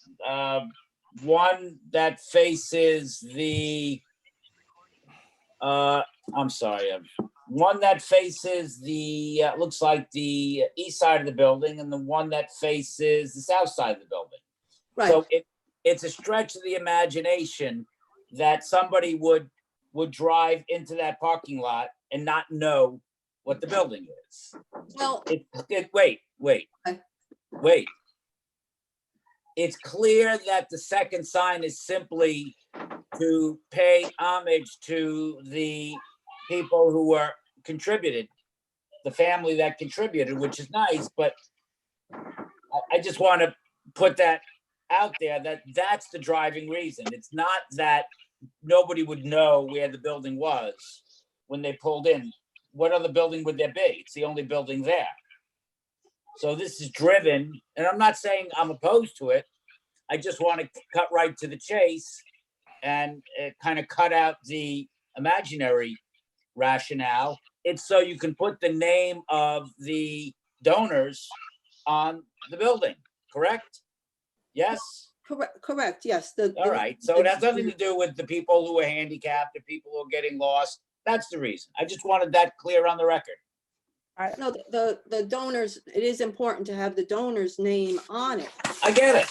Even if we had a sign on the front of the building, we would still want the other sign, because when you're coming, because the way this building is oriented on the site, when you're coming south on Fifth Avenue, the only sign you'll see is the ground sign. You won't see the you won't see the front of the building.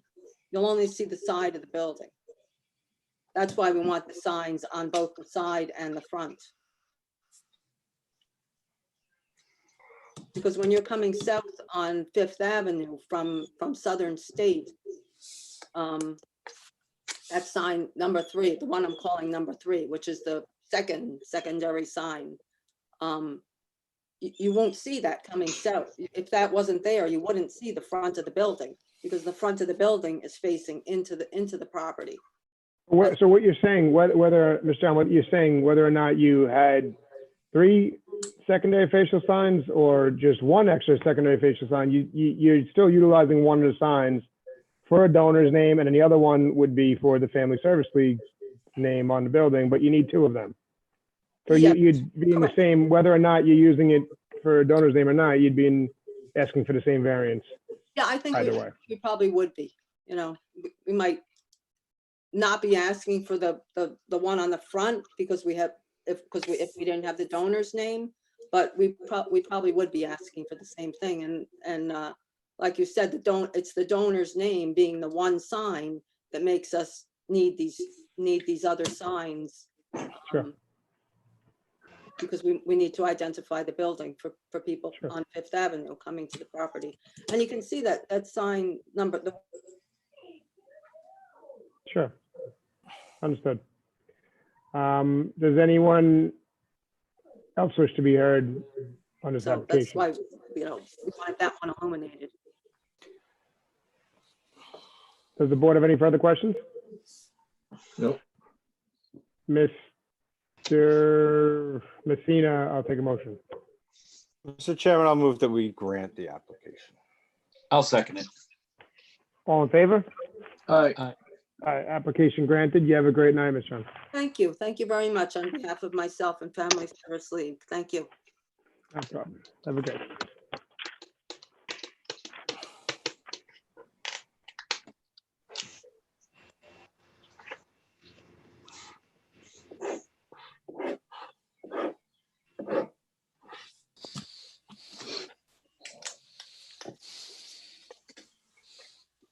Mary, are you there?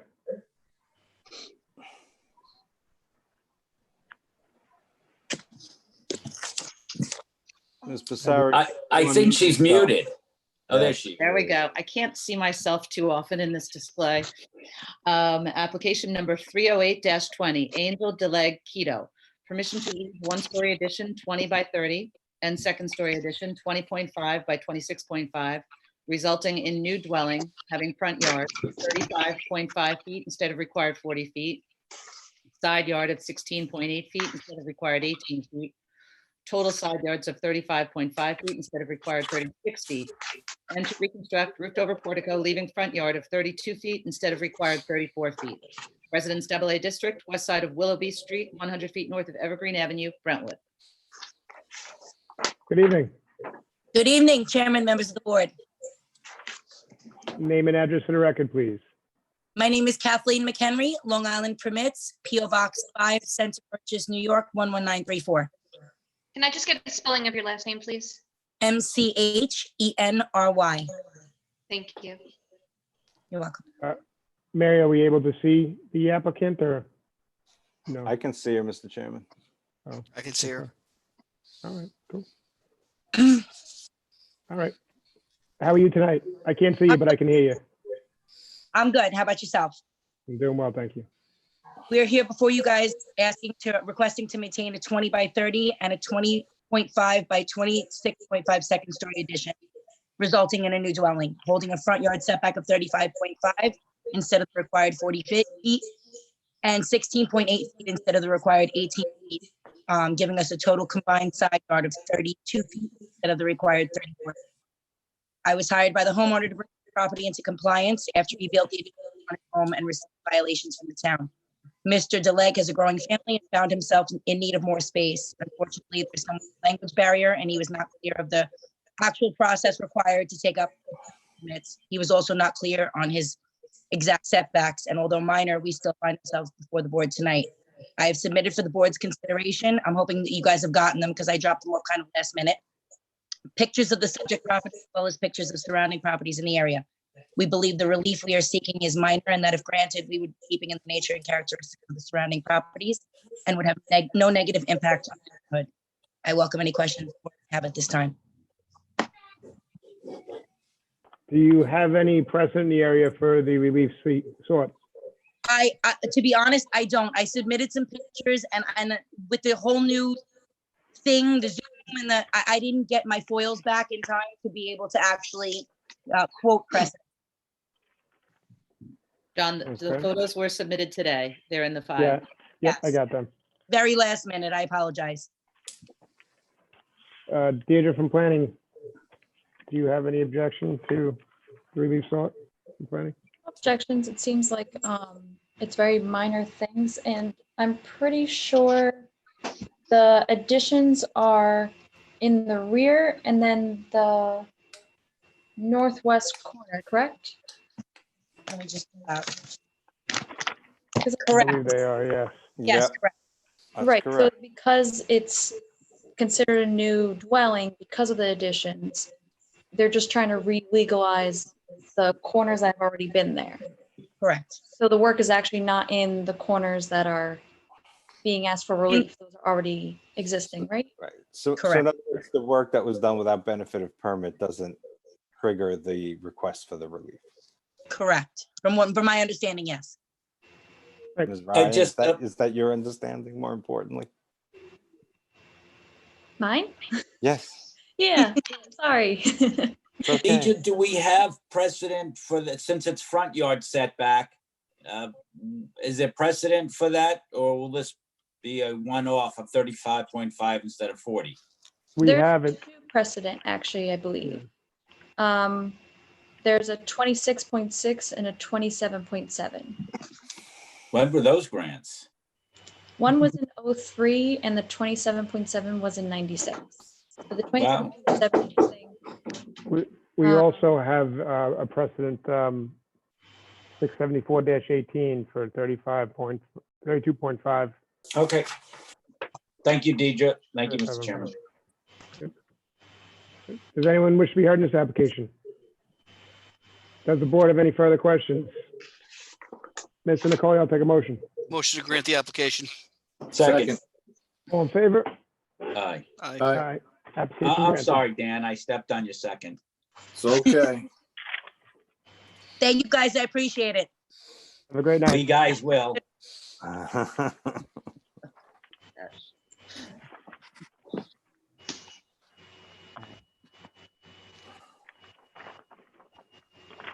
Application number 309-20, Michael and Donna Williams. Permission to leave roof over, having rear yard of 14.4 feet instead of required 25 feet. To leave shed not having 20 feet behind the front line of the dwelling. And to leave 6 fence in front yard of 12.7 feet instead of required 15 feet. Residence A District, northeast corner of Altmar Avenue and Penny Street, West Islip. Good evening. I moved Donna Williams as into a panelist. Do you hear us, Donna? I can hear you, yes. Good evening. Okay. I'm gonna Good ask- evening. How are you tonight? Name and address for the record, please. Donna Williams, 86 Altmar Avenue, West Islip.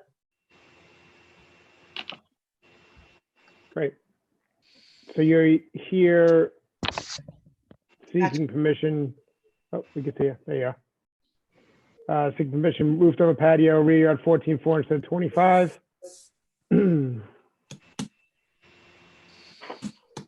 Deirdre, is there any precedent for that in the area? no precedent. But I would like to note that I circled it on the survey. The back of the house actually holds 14.3 on the other side. So they're kind of keeping in line with it a bit, just on the other side of the stoop. It's only that portion that covers the hot tub. Mhm. But over here, it's 14.3, so it's semi in line. It's actually a little bit further in towards the house. Donna, the shed, when was that shed constructed? I'm not really positive, but I'm guessing sometime, I apologize. I am guessing sometime around 2008, 2010, but I can't be positive. I couldn't find any receipt for it. Okay, you know, the code was changed to have any sheds 20 feet behind the front line of the dwelling. And obviously, as you can see from your survey, that's not the case here with this shed. That's correct, yes. The way the property is laid out, you could tell it's a very narrow yard and a very narrow side yard. So that fence extended out to allow for the gate into the backyard, and that's where the shed was placed. Um,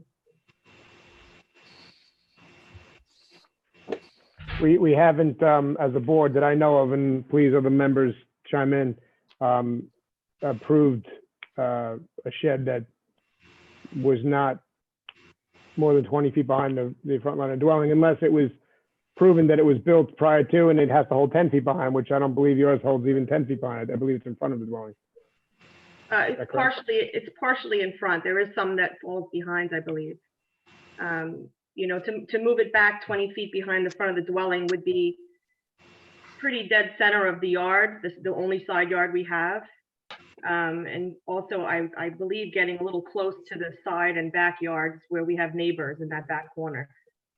Yeah, unfortunately, we don't write the code. We just have to uphold it. On Deirdre, I'm assuming there's no precedent Nope. for that shed?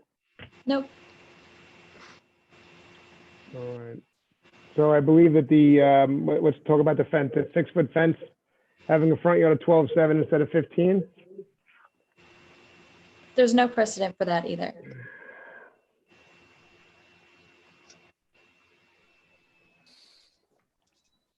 I had sent pictures in. I'm not sure if you have them there of how it looks from the front and the side.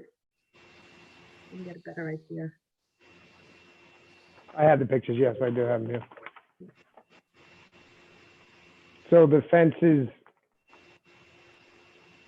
well,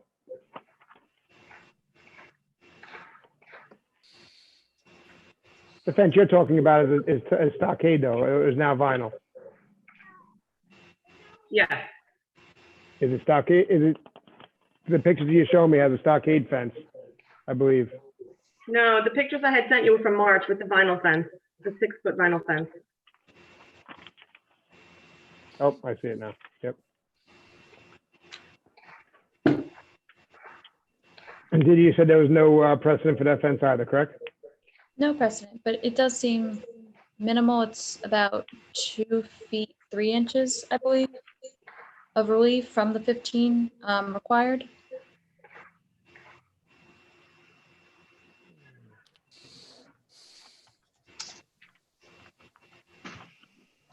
So does this fall under this property fall under the category of the 11,250? I'm not too sure. Well, 75 by 150 is 11. 75 by 1. Yeah. 11,250, right? Isn't that the new code for the fence? Is that true or no? Am I the only one? No, you're right. You're right. I'm just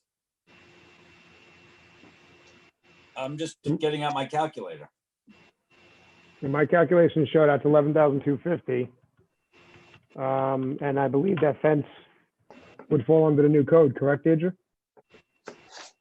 I think so. I think you're right. Yeah, sorry, guys, it's a primary front yard, not a secondary. So the 11,250 exception was for secondary front yards. That's why the call of the meeting says instead of the required 15, it does hold 12.6 at one corner, and it looks like it might even hold as much as 14 at the other, which is less than a 10% relaxation from the 15.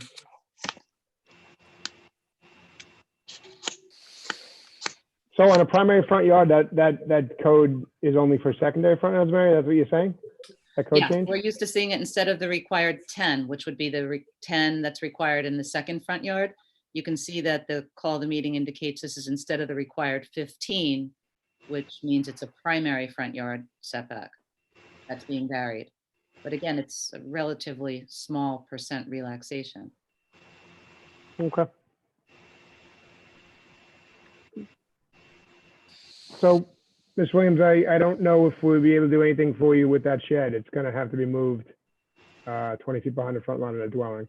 There's nothing we could do. There's no code. If anyone else comes up and says, hey, we want to put a shed there, and we can never say no to them because we allowed you to do it if we so choose to do that, which I have, being on this board 7 years, I've never seen us approve a shed that far up from the property.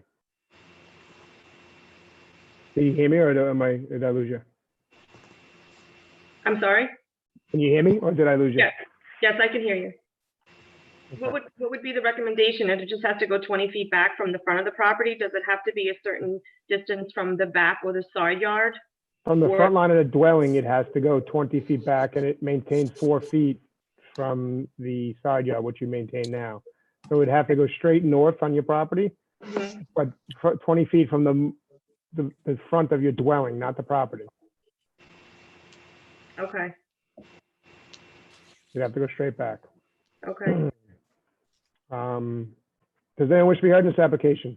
And just the rest of her question was, what would her setback requirements be from the side and the rear should she do that? And that would be 2.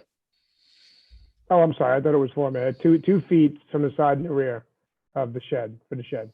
Am I right? I'm having trouble reading the dimensions. Is it less than 10 by 14? Yes, it's 10.2 by 8. It only needs 2 feet. 2 feet. Did you understand that, Ms. Williams? Yes, I understand that. Okay. I'm sorry. We're new to this and I can't really see if you can hear me or not. Does anyone wish to be heard in this application? Does the board have any questions? Mr. Wexler, I'll take a motion. Thank you, Mr. Chairman. I'll make the motion that we grant so much of the application, requesting permission to leave roof over, having rear yard of 14.4 instead of required 25 feet, and also grant permission to leave the 6-foot fence having a front yard of 12.7 instead of required 15 as it's de minimis, and deny the remainder of the application. Second the motion. All in favor? Aye. Aye. You understand what happened? You're gonna have to move that shed back. Everything else Yeah. is granted. Understood. Thank you so much. Have a great night. Thank you, you too. Take care.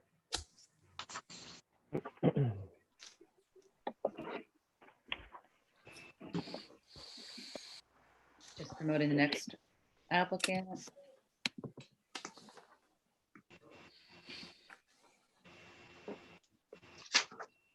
I'm just gonna pop out for a real quick second. I'll be right Me- back. me too. If, Me too. all right, if Mr. Messina would like to run this meeting, I'd really appreciate it for a quick second. My pleasure, Mr. Chairman. Vinny, I'm going to take a quick break too, please. My pleasure, Mr. Chairman Emeritus. Thank you. Okay, we have the applicants. Application number 310-20, Miguel Orr. Permission to erect 1-story addition, 5 by 23.8, leaving side yard of 10.3 feet instead of required 14 feet. Residence A District, north side of 2nd Avenue, 320.94 feet east of Meadowbrook Drive, Brentwood. All right, I see the applicants are here. Yes, Can you good state your evening. name and address for the record, please. Yes, he's Miguel Ore, my dad, Jessica Ore. Okay, I'm sure the court report is going to need you to spell those for her. Thank you. Yes. Jessica, Yessica. The last name is Ore, O-R-E. And Miguel, M-I-G-U-E-L. And last name O-R-E. Okay, thank you. Can you tell us about your application, or would you like us to listen to planning and then we can ask you any questions you may have? Yes, you can go ahead. Okay, so Ms. Ryan, if you wish to be heard on this. There's no precedent for this, but it is a 1-story addition. It's a 1-story house, and it seems like a very small relief for the side yard. It's only trying to go up 5 more feet. So I have no objections to it. Most importantly, they didn't do it without the permit. They asked for permission rather than forgiveness, right? All right, does anyone from the board have any questions? No, thank you. Does anyone in the audience wish to be heard? I have just moved 2 people again that I haven't been able to identify. There was a caller who was interested in this property. Generalized concerns about possibly too many people living at the house and use of the basement. It was an adjacent property owner, and her name was Mrs. Walsh. So again, we've reached out to the 2 phone numbers that we see, and I don't They're We're not receiving. they're not responding, saying what application that they're here on. So it could be that they just don't know how it works. Okay. But I did speak with Mrs. Walsh myself. All right, Ms. Ori, in light of the fact that we've received a communication which expressed some concern about how the dwelling is being used, can you tell us how the dwelling is being used right now? Is it one family, two family? It's a one-family home, and I know it's a one family home. Is one family living in it or more? yes, just one family. No renting, no nobody, just one family. And what about the basement? Tell me about the basement. We have the dryer, the laundry room in the basement. Is it a finished basement? It is a finished basement, but So is there a bedroom down there? no, What's just a that? laundry, Just a laundry room. just a laundry room. So it's finished, but there's only a laundry room. Yes, we use it something like, for parties or just hang out sometimes like with friends. For recreation. Yes, Okay. mostly. But there are no bedrooms down there. No. Okay. Anyone else have any questions? There being none, Mr. Nicole, I'll entertain a motion. Motion to grant the application. Second. All in favor? Aye. Aye. Opposed? Abstained? Application's granted. Thank you very much. Thank you very much. Mr. Chairman, I hand you the con. Thank you, sir. My pleasure. The pressure's off me now. Yeah. You do a great job at it. I tell you, you do a great job at it. Thank you. All right, bear with me. I'm just getting Chris Eng in.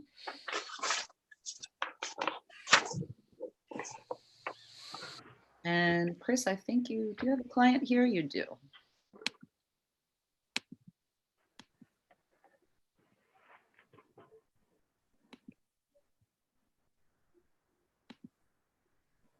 Okay.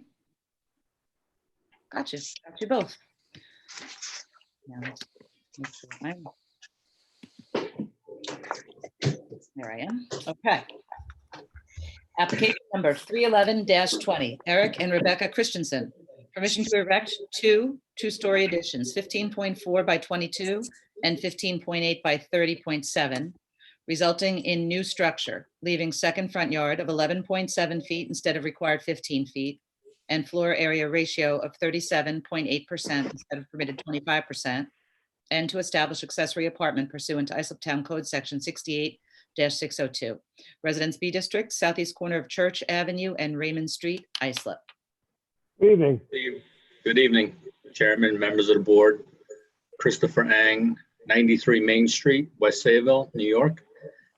On this property, we're proposing two-story additions along with an attached garage, and also we would like to establish an accessory apartment on the property. We are asking for relaxations on the FAR and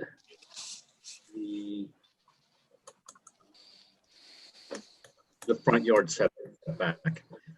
One of the things that came up on this was the driveway, and I believe we have this resolved with the engineering department. When they went out, they actually inspected the driveway that's currently there, but we're not actually using the driveway that's actually there. We're actually proposing a new driveway with all this new work. And you know, Mr. Tang, that the floor area ratio that you're requesting is well above what is permitted? Yes, I actually spoke to Deasia today, and yeah, we understand that the floor area ratio is much higher than what's in the area. I think there's other cases in the area that the board has granted around 32-33%. If the board would consider that percentage, I'd like to discuss that. Do we know, so Deirdre from planning, I can't see you, but are you there?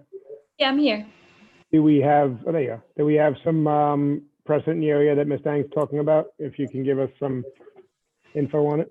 Yep, there's a few, there's one that's high that's 34.78%, but I'm not too sure. That one didn't have a lot of information on it. But then there's two that are at 32.2 and 32.8, and then one at 33.2. But the most recent grant was 30.68. So with the fact that there's two at 32%, I think more so around there would be a better relief asked. If I may ask, John, Deidre, what do we have as far as precedent for the front yard setback? Front yard setback, I couldn't really find anything, but I think that, again, this property is trying to just maintain the front yard setback at that, at the 11.7, that's what it existing had. I believe the proposed are in the rear of the dwelling. That's correct. Thank you. We conform with the proposed, but we do not conform with the existing. We're just maintaining the existing second front yard setback. So it looks like 32% is about the sweet spot there. Yep. Ms. Tang, is that something that you could conform to? Yes. All right. And everything's in order for the accessory apartment. I usually would ask Mary, but she's going to tell you I have the file, so give me a second. I believe it's all in order. You're right, I might bite your head off, should you ask me.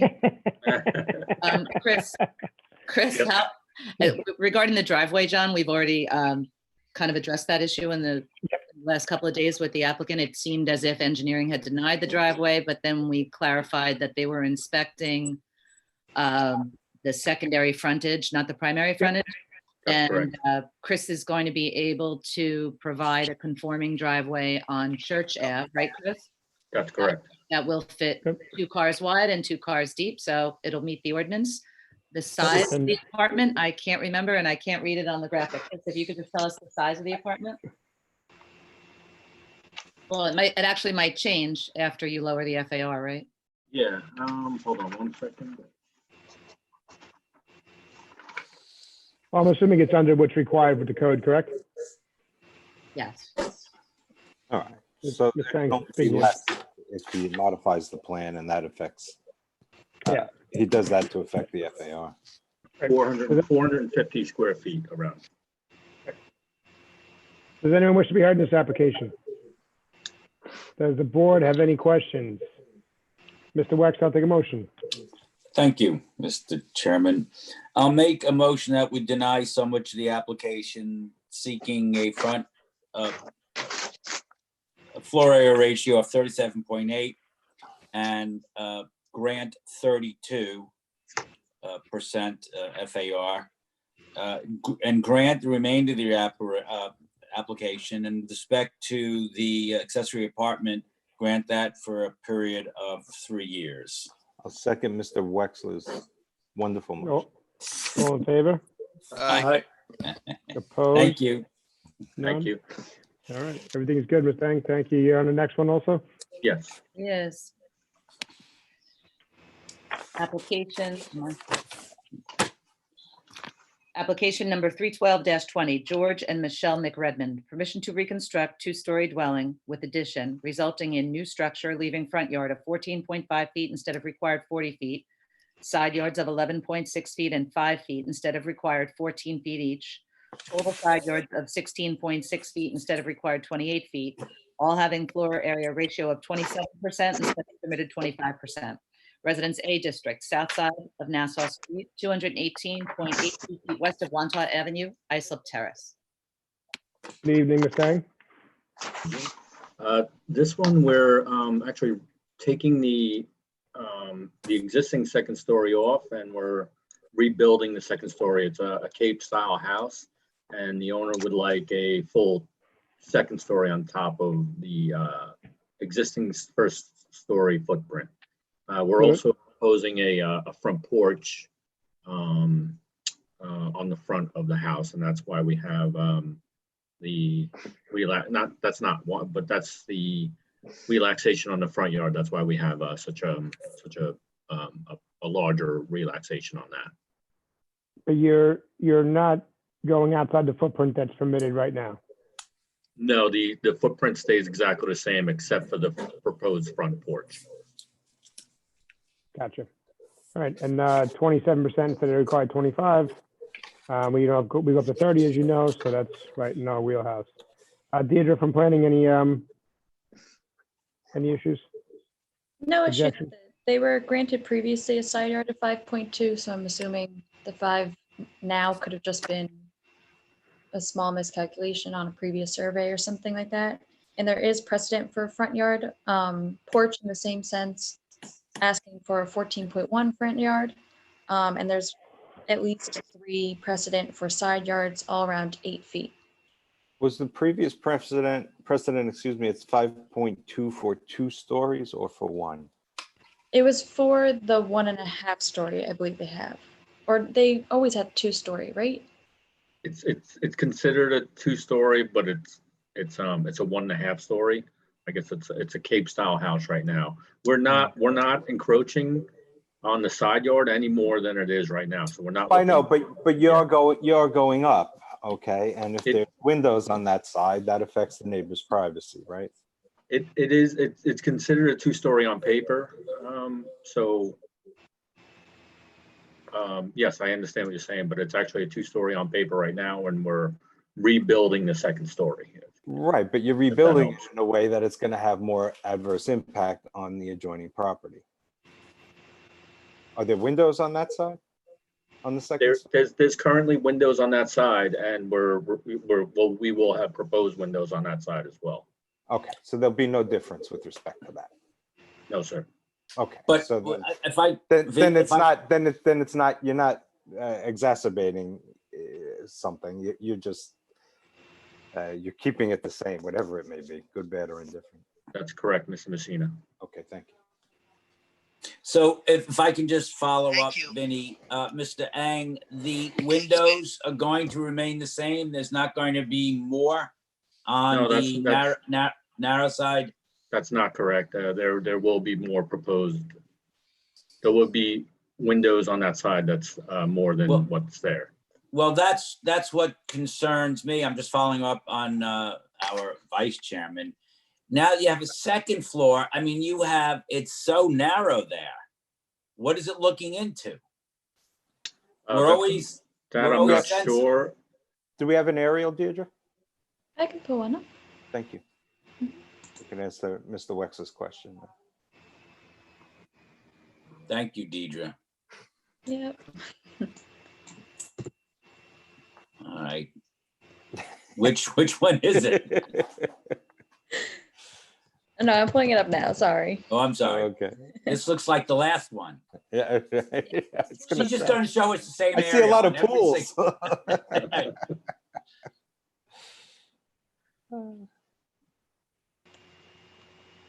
Is it? Wow. Is that with the solar panels? That's the correct house. That's thank you. Boy, that's really tight to add But more windows. the side that it's tight on, though, is up against the driveway. That's correct. The other side has a driveway. The other property, the other house is further away. So it's not on the side that we're on 5 feet. The house is pretty far away on that. That's How did the house get to be built on 5 feet? That's how it was built and CO'd. I'm not sure. This board gave them the variance, obviously. Yeah. We gave him I hope it was a long time ago, certainly before I was chairman. Yeah, on that side, we're proposing 1 window, and that's the one window on the 2nd story is actually the window that's in the stairwell. And it's already there, right? There's There's a window on that side currently. Right. So it's not exacerbating any adverse. I don't feel it's potential adverse. exacerbating. Okay. That So satisfies there are no other windows being added on the, I keep saying it, the skinny side. Yes? That's correct. Okay, And thank the window that we're proposing is actually for the staircase. It's just bringing light into a staircase. It does not go into a bedroom. So nobody should trip and fall down and hurt themselves. Okay. Correct. I'm good. Does anyone wish to be heard in this application? Does the board have any further questions? Mr. Wexler, I'll take a motion. I'll make a motion that we grant the application. Second. All in favor? Aye. Aye. All right. Opposed? Thank you. Safe, everyone. You too, Mr. Ryan. Yes, thank you. Thank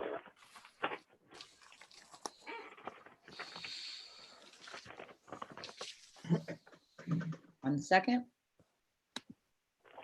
Just so everybody knows, I'm having a problem. My laptop is dying fast and my charger isn't working.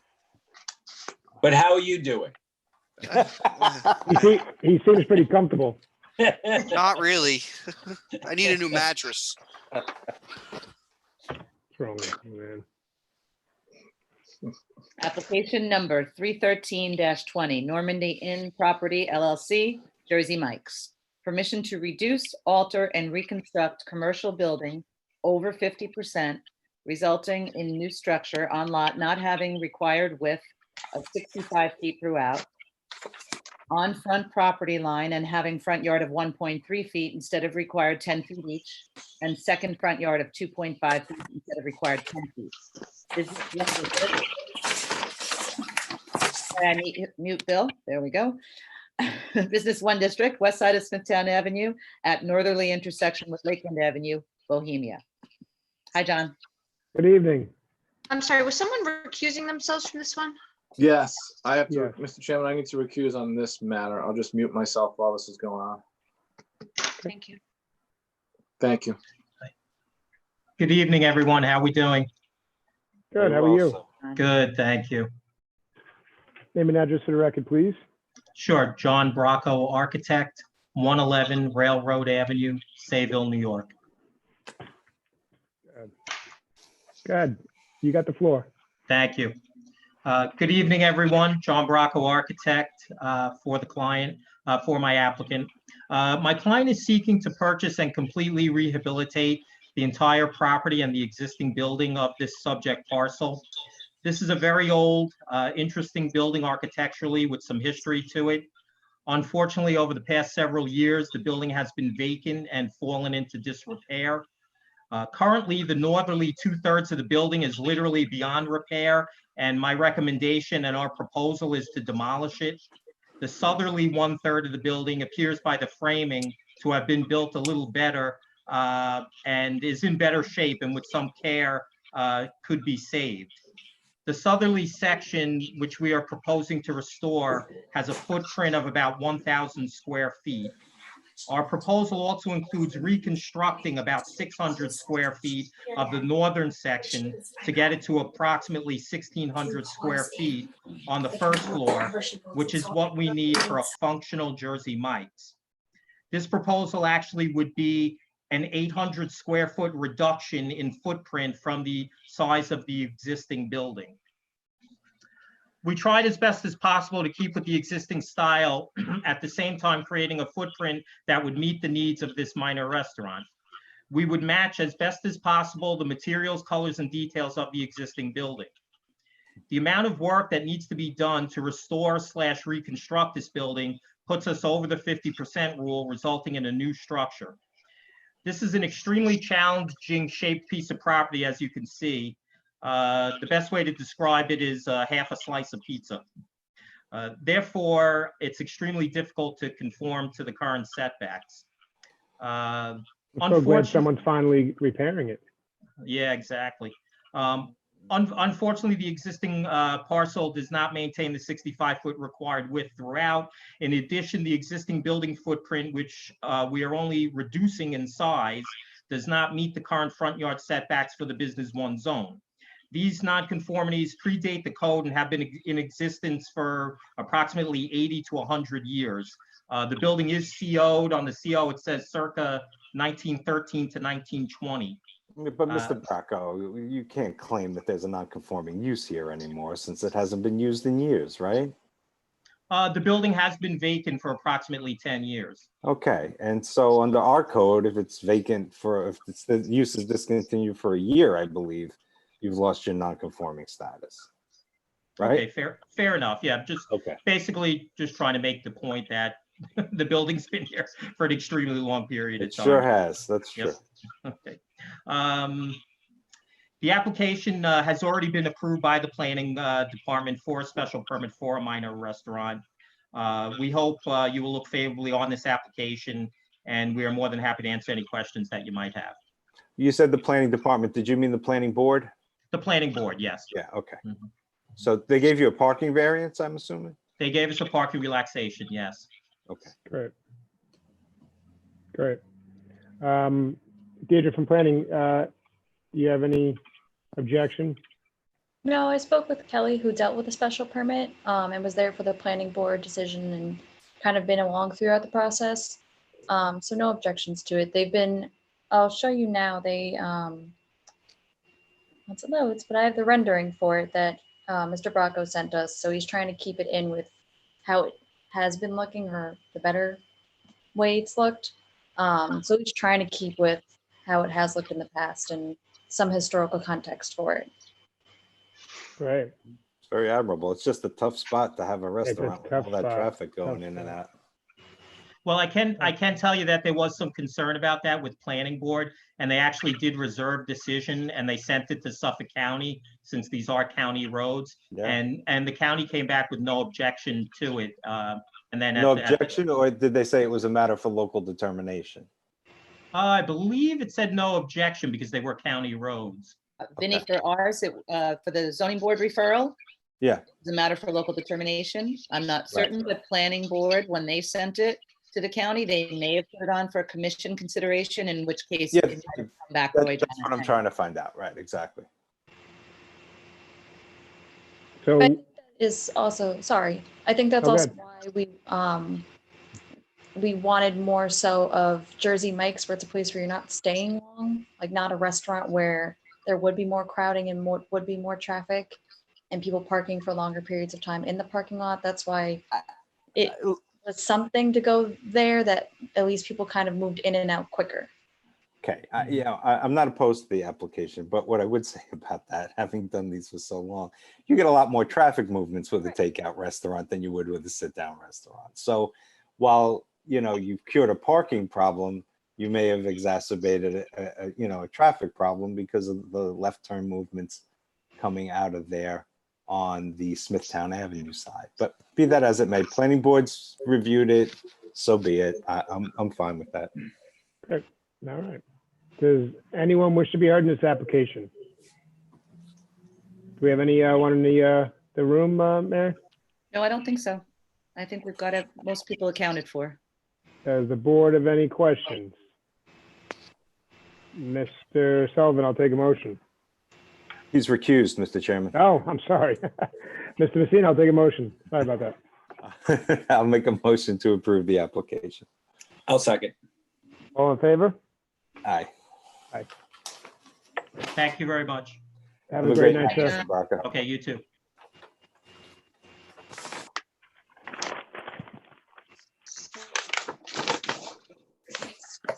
Okay, I'm back.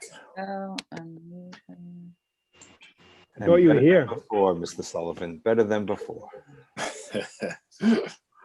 Oh, this is us. Okay. application. Hi, everyone. Oh, I think that's our applicant. I'll start reading now. Application number 314-20, Douglas and Bridget Struns. Permission to leave above ground pool having second front yard of 14.8 feet instead of required 35 feet, and to leave 6-foot fence on second front property line not having required setback of 10 feet. Residence AA District, southwest corner of Roosevelt Avenue and 7th Street, Bohemia. Hello. Hi. Good evening. Name and address for the record, please. Bridget Struns, 1610 Roosevelt Avenue, 11716. Great. You're seeking permission to leave an above ground pool in the Yes. second front yard of 14.8 instead of 35. Yes. Do you understand the whole second front yard? Yeah, they explained it to us. The pool was here when we purchased the house a few years ago. And it's an above ground pool, so I know it's a temporary structure, but my granddaughter seems to really love it. So that's why we're requesting permission to leave it. Understood. Well, it is partially behind the dwelling. Yeah, Who on it's call a is big, that? it's a big piece of property. Yes. So that brings us to the second point of this application is the The 6-foot fence on the second front property line, not having a required setback of 10 feet. Right. Also where, the fence was there also when we purchased the house. And it's probably 6 feet in, so it's about, it would have to be moved 4 feet, I think, roughly. But, it's a temporary structure also. It's not the PVC fence, it's the wood one. Well, your survey shows that the fence is exactly on the property line, not from the street, on your property line. Oh, I don't know what that means. But you'd have to move it more than you think, I guess is the point, but you'll have to work that out. whatever. Oh, okay. Okay. You know, this area, as we all know, these are some of the pictures for the boards to see. That's the Right, WL line road on 7th Street going to Connecticut High School. Yes. It's a very busy road that goes Yeah. in and out of there, and most of the properties have these fences on there just for the board to see. I know you guys don't have pictures. Thank you for showing them. I appreciate that. There's another one. You know, are we thinking about maybe life of the pool and deny the fence? Is that where we're headed? The reason I was asking to leave the fence is only because, again, it's a temporary structure. We have to rip it down to get a new fence. I would put it where it needs to be. But also because of the school being there and the buses coming up and down and the high school kids passing, I kind of feel like it's dangerous to lower it, or, well, moving it would be okay, I guess, but lowering it to a 4-foot fence would be a little dangerous, I feel like. Well, if I may, you were going to take it down and replace it with another 6-foot fence? Well, at some point we will. We haven't been here that Well- long and it's a lot of money, so. I would be more inclined to deny that part of the application for the 6-foot fence. I think this is a perfect time for our chairman to discuss the arboreal height of certain species of flora and fauna. Yes, the issue is, and I agree with you, Mr. Wexler, but if they move the fence in 10 feet, there's gonna be 5 feet to the pool. Right. That's the problem with the above But I ground pool don't, being but I there. don't know the rationale of leaving the non-conforming fence because you have the non-conforming pool. I was not saying that. I was going off of your words said that are we looking to leave the life of the pool and deny the fence? And I was saying even if they move the fence in, it'd be up against that pool. So I don't know if that would work. My rationale was, I understand the whole fence situation. However, it is a main road. It is leading into a high school, which is not far from that. Maybe we should discuss it and have a conversation with the board about it. All right, if you want to reserve, I'm always fine with that. I'm fine with that too, Mr. Chairman. And one further thing, I did get a phone call this evening, shortly before our hearing, from one of the Strunz's neighbors directly across Roosevelt Avenue at the southeast corner. And they did say they have no objection to the fence. It doesn't cause. You could probably drive up and down 7th Street. Oh my and gosh, yes. Find fences everywhere. I'm looking down it. Yeah, but they were all illegal. You know, so. This property was actually granted a fence to stay on the property line in 78, but it was a different type of fence. So I'm assuming Well, somewhere. how tall was the fence that it was granted? 6 foot, it's saying 6-foot chain link fence, which Chain link. So if this is a wood, Well, just I chain- see that's a big deal for me. I don't see the difference, frankly, because you could fill in a chain link fence. yeah, it had it says right in the, I'm just looking at it now. Permission to leave 6-foot fence, chain link fence with slats on corner property. Yeah, so what's the difference? You know, it's a distinction without a difference to me. Yeah, I agree with you. Wait, we've previously granted a 6-foot fence chain link? 1978 with slats. Okay, I wasn't the chairman. If we previously granted it, I reversed myself. No, you're just enlightened. You just got Yeah, enlightened. enlightened. That's all. Mr. You're Strunz, the only one who's with- ever said that I'm enlightened. Don't ask my Yep. wife. I will not. Ms. Strunz, you understand what we're talking about? We have a prior grant back from 1978 that we found in a file for the fence. Yeah. Okay, and so the pools, above ground pool, Mr. Wexler said before, life of the pool Meaning that if you should replace the liner or do any work to that pool, it's got to be moved to a conforming area on your property. Okay, Okay? so, so is the fence okay, or am I? You have an approval from 78. Yes, the fence is okay. We're gonna take a vote on Guys. it. Does anyone wish to be heard in this application? Does the board have any questions? Mr. Sullivan will take a motion. Mr. Chairman, I move to grant the application and grant it for the life of the pool. Second. All in favor? Aye. Aye. Aye. Application granted. Have a great night. Thank you. You too. Stay well, everyone. You too. Thank you. Bye.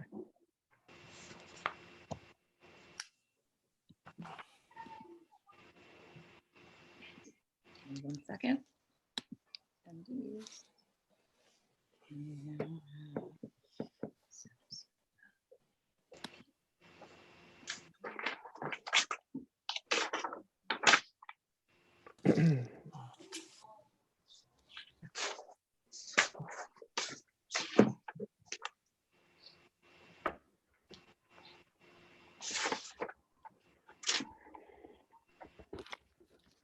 Bill, I'm going to be at your office tomorrow at 10 a.m. My office? Yeah, What for? just because I want to see you, give you a big hug. Oh, okay, that's nice. Good, good, good, good. All right, I'll make sure I'm there. Okay, I don't know ready? who else is going to be there, but all right. Oh, now that I know, I'll go. All right, well, I'm Mr. coming Kevin too then. Silver. Another party. We can have up to 10, the governor says. okay. Application number 315-20. Sanders Sanova. Permission to erect second-story addition 25 by 27, leaving front yard of 19 feet instead of required 25 feet, and to establish accessory apartment pursuant to Islip Town Code Section 68-602. Residence B District, southwest corner of Comac Road and Brook Street, Islip. And just to let everybody know, we have the applicant present, and there are 2 other people that wish to be heard, who I have also promoted to panelists. And We'll given- call on them shortly. Yep. Good evening. Good evening, sir. Good Name and evening, address for everyone. the record, please. Sanders Sandoval, 270 Comac Road, Islip, New York, 11751. Good. How are you tonight? I'm well, thank you. How are you, sir? Good. So you're here seeking permission for a second-story addition, front yard of 19 instead of 25. I believe, looking at the survey, your house holds that now. You're going directly over the footprint? That is correct. It's a 1.5 story right now, but we extended to towards the Full backyard of the property. Correct, a full 2 stories. Well, correct.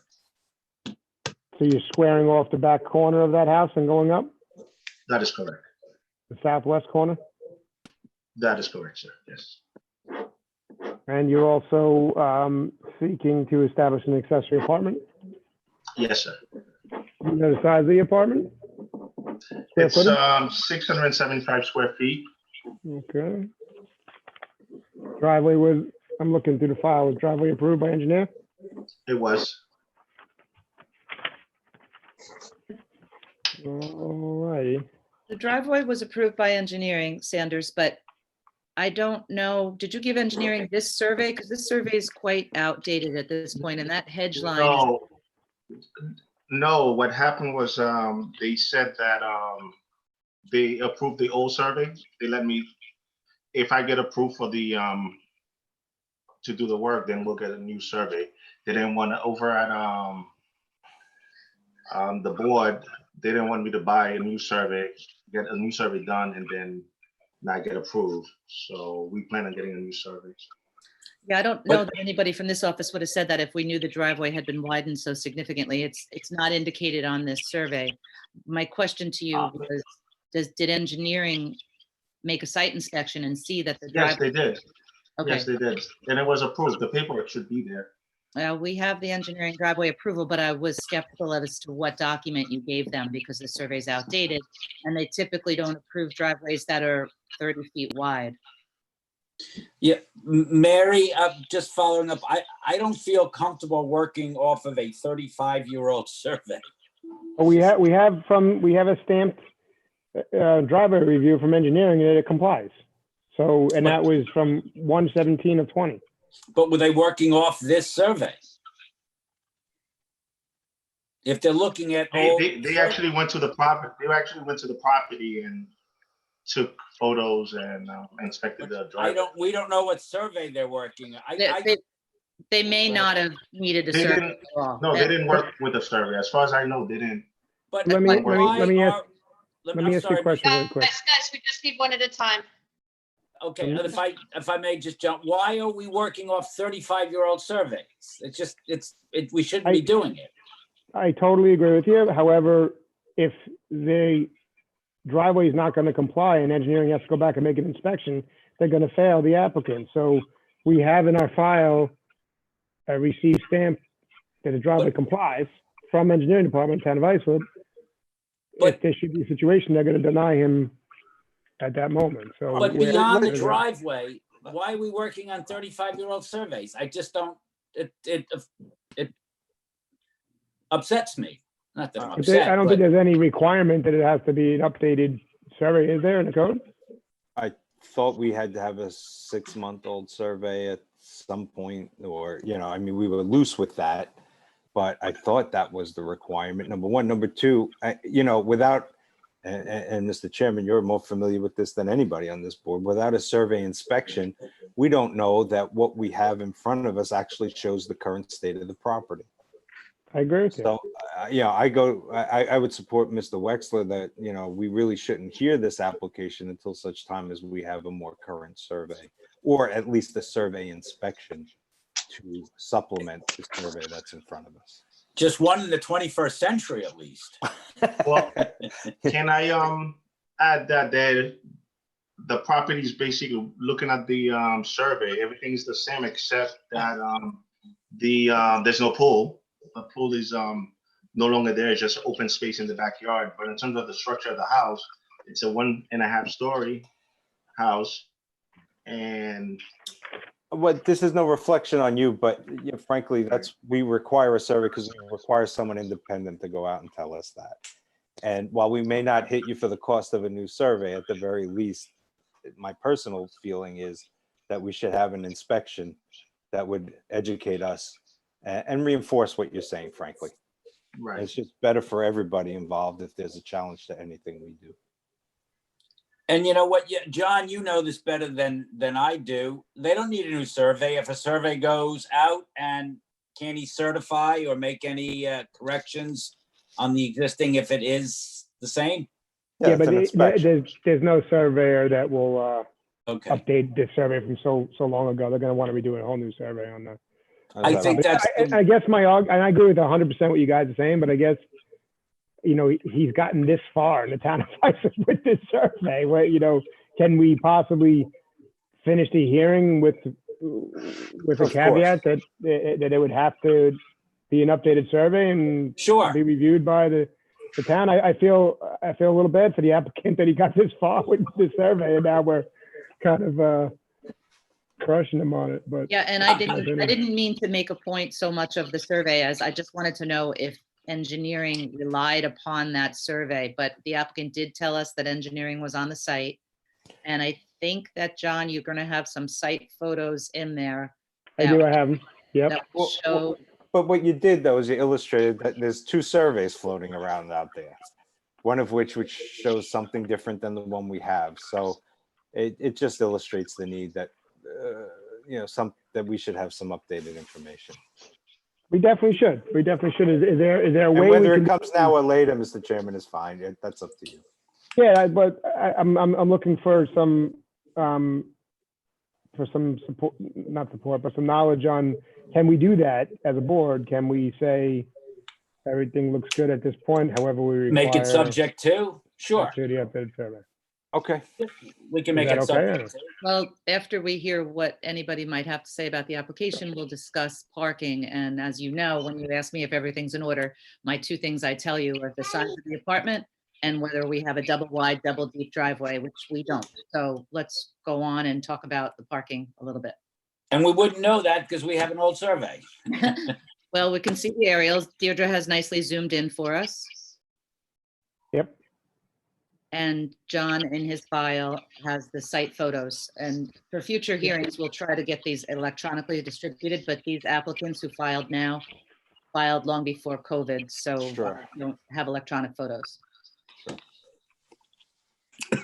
So it appears from the photo or the aerial that the driveway is enough to hold too wide and too deep. It's actually probably too large for the town's liking.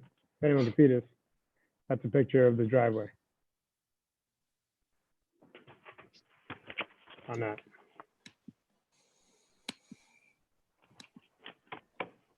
Anyone? I'm trying to unmute Bill. Bill, are you muted? Yeah, am I unmuted now? Yeah, Yes. Okay, thank you. I muted you during the coughing fit. Oh. Okay, so that's the driveway. We quarantined you. If that's the extent of it, I'm okay. So I'm sorry. I'm sorry, Mr. Chairman, go ahead. No, I was gonna say to Mr. Sandoval, this is the driveway, correct? You said the That is, picture? yeah, yes, sir, it is. Driveway. Can everyone see that? Yes.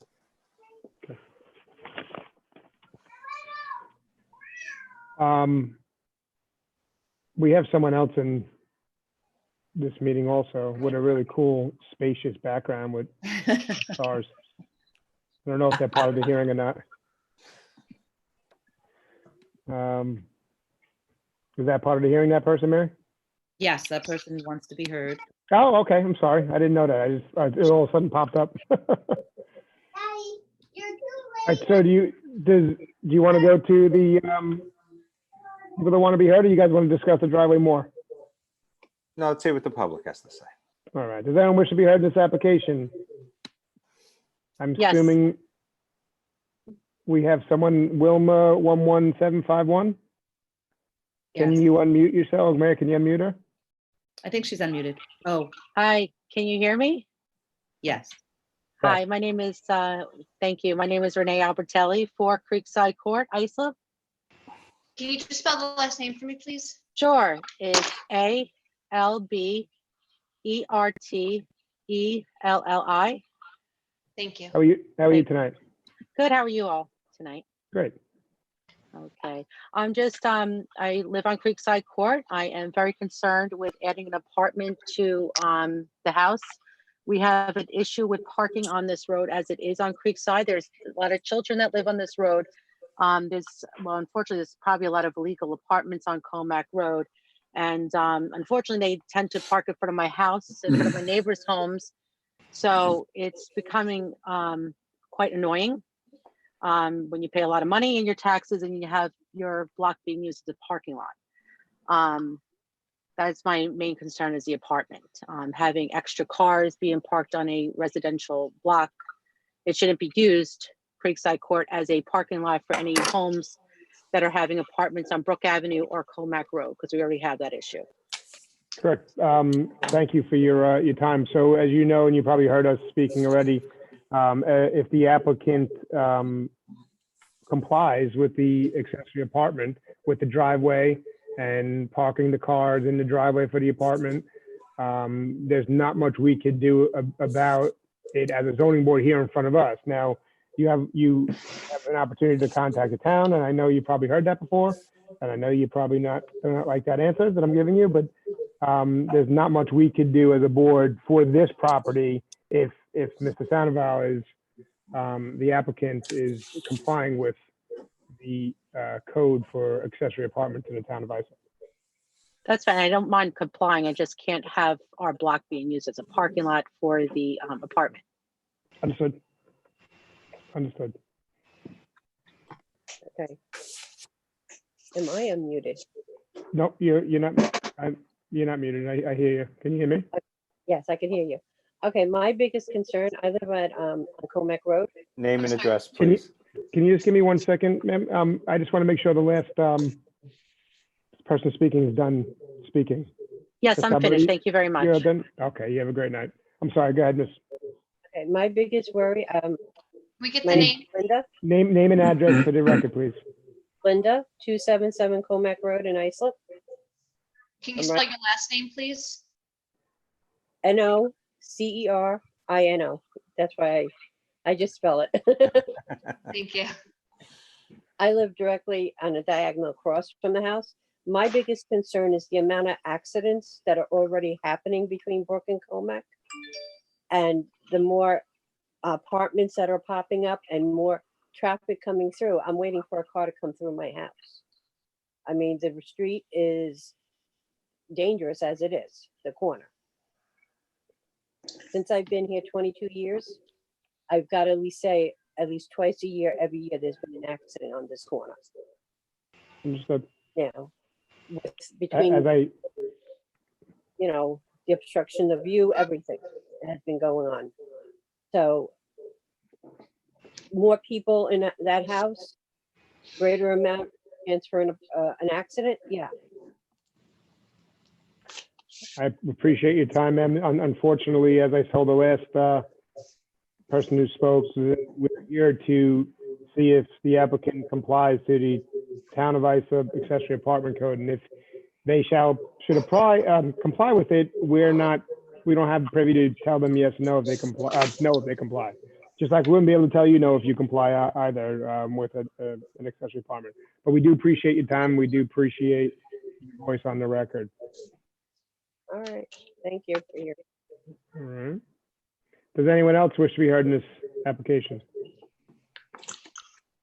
What are we going to do regarding board members? What are we going to do regarding the survey? I thought if we were going to grant it, we'd make it subject to the survey provided being accurate with an updated. Okay. I think that makes sense. Yep. I agree with you.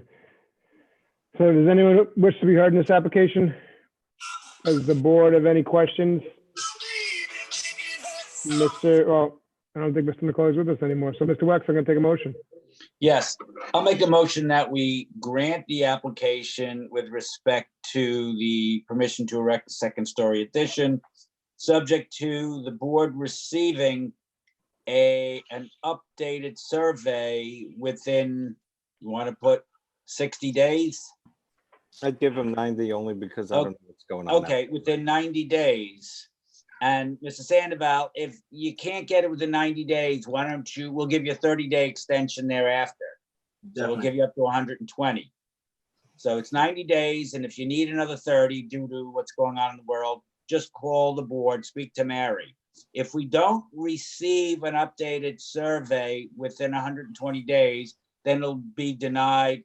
It'll be deemed a denial of the application. Fair enough? Fair enough, I understand. Yep, so we'll give you time, and additionally, we'll grant the permission for establish an accessory apartment for a period of 3 years. Subject to the same condition, right, Mr. Wesley? Yes, subject to the same condition that we receive an updated survey. Yes, thank you. I'll second the motion. All in favor? Aye. Aye. Application granted with the proviso. Thank you very much. You have a great night, sir. You too. Appreciate it.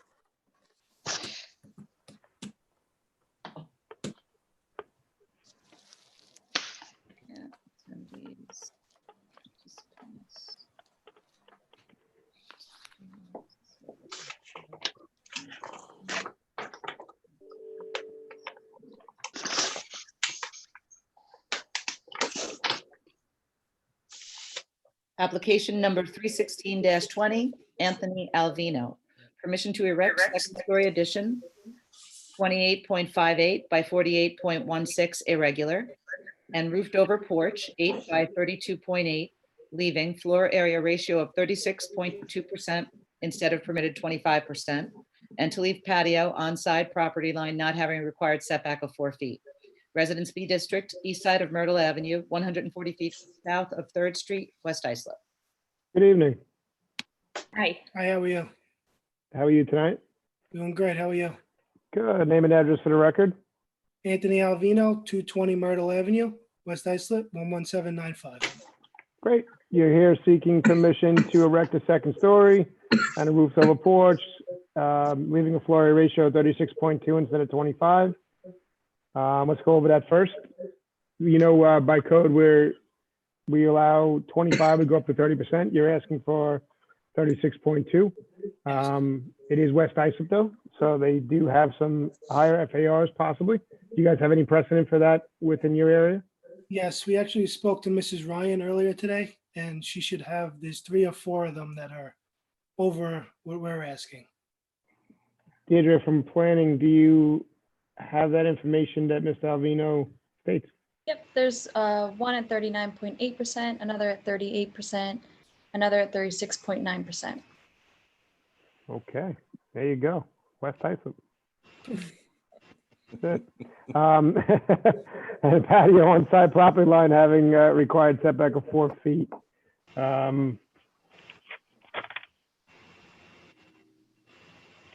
Where is that? I believe it's this very small, Yeah, it's just a little bump out, right? Oh, right there? Okay, All right. I gotcha. very Was small. looking for it. Actually, that whole side area was all like broken up and everything when we moved in. So we just had it re-concreted. So this whole area or all along the property? No, Just from the back of the house to the fence. Wait, so what the survey shows is not correct, sir? Is that what you're saying, or it is correct? This survey is an older one, but I did submit a new one. Yeah. Oh, So Yep, she got it. There it is. okay. It's the second page in our packet, everybody. yeah, it's still small area compared to the It's just this side part of the just house. that side on that. Yeah, we built a new patio that we use in the back of the house. That area was just full of mosquitoes and weeds. So we put concrete there to clean it up. We don't use it as a patio. It's just concrete. I'm sorry, ma'am. We never got your name for the Oh. record. I'm sorry. It's Catherine Alvino. Okay, great. Thank you. With a C or a K? Okay. Thank you. Okay, but now the entire patio runs along the fence instead of just a little bump out. So it's a lot greater relief you're asking for. Yes. What- That area we don't use as a patio. It's just like the side of the house. We just cleaned it up. We just cleaned it up because it was a mess. No, you cleaned it up and you expanded it. Well, there was already concrete there. It's broken up concrete. But it didn't run to the fence line with the exception of a little bump out. Yes. You did was you then made it run for quite a bit more, basically the entire length of the side of the house, as well as a little bit more. Yes. See, on the old survey, it was only a couple of feet. Here, it's quite a few feet. Correct. Did you, Well- you were trying to say something before from planning? Did you? Oh, no, that's just what I wanted to point out, that I didn't want anyone to assume it was all along this whole property line. It's more so just the width of the house and a little bit more, like Mr. Messina said. Mr. Chairman, if I can ask, Deidre, do you have an opinion regarding drainage issues, if there will be any as a result of that? Since it's right on the property line. Yes, because it's concrete. It's not, again, like a smaller part of it. Yeah. That's what Vinny was alluding to. Right. So what are you recommending, Deirdre, from planning? What do you recommend? If they could set back 2 feet, I think that would be fair. Just 2 feet in towards the house, if that would be possible. That would at least give like a little bit more buffer of some more permeable surface.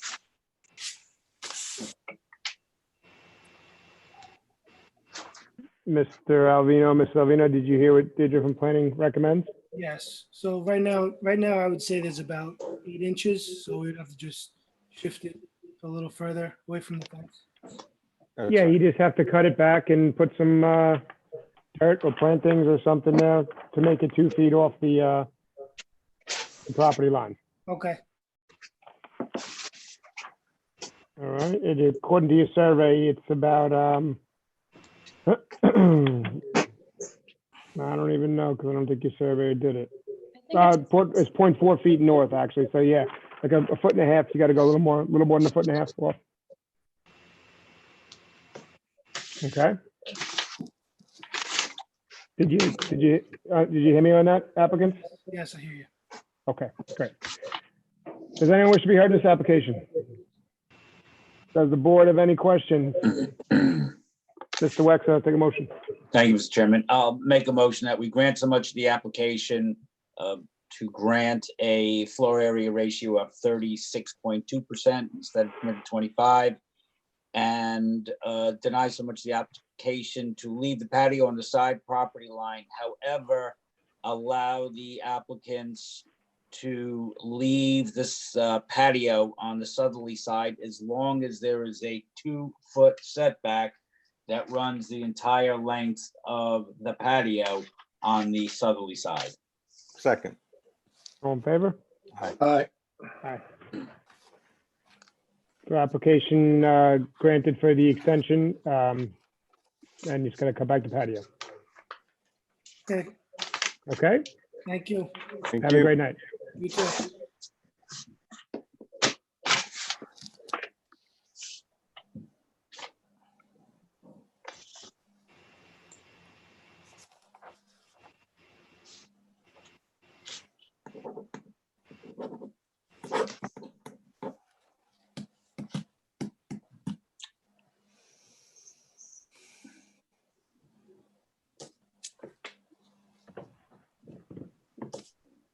Now, are we doing the next application? Ms. Pissarro, you're muted. Again. Yeah. There you go. View is a little disturbed. I can't see myself and remember whether I turned off or not. Mitch, I'm going to read the Yes. call again. Application number 317-20, Mauricio Nerio and Elvira Melendez Gonzalez. Permission to leave cellar entrance having second front yard of 2.8 feet instead of required 15 feet. Residence B District, southwest corner of Gunther Avenue and Madison Avenue, Bay Shore. We have the applicant's representative here. Yes. Good evening. Good evening, board. Can you hear me okay? Sure. Great. Mitch Brendel, Integrity Expediting, 1717 North Ocean Avenue, Suite F, Medford, New York, 11763. Representing the homeowner. How are you, Mitch? Doing great. How about yourself? I'm doing well, thanks. Despite the world circumstances we're in. Hopefully it ends soon. So Yes. you're here seeking permission to leave cellar entrance second front of 2.8 instead of 15. Go ahead. Yes. So I do know this is quite close to the property line. The situation was that the homeowner acquired the home in December 2018 with the understanding that the previous owner applied for and apparently verbally received the permits. That was the communication, but there were no permits actually finally granted. So this was, so you mean to tell me that someone allowed them to close with a verbal commitment on permits?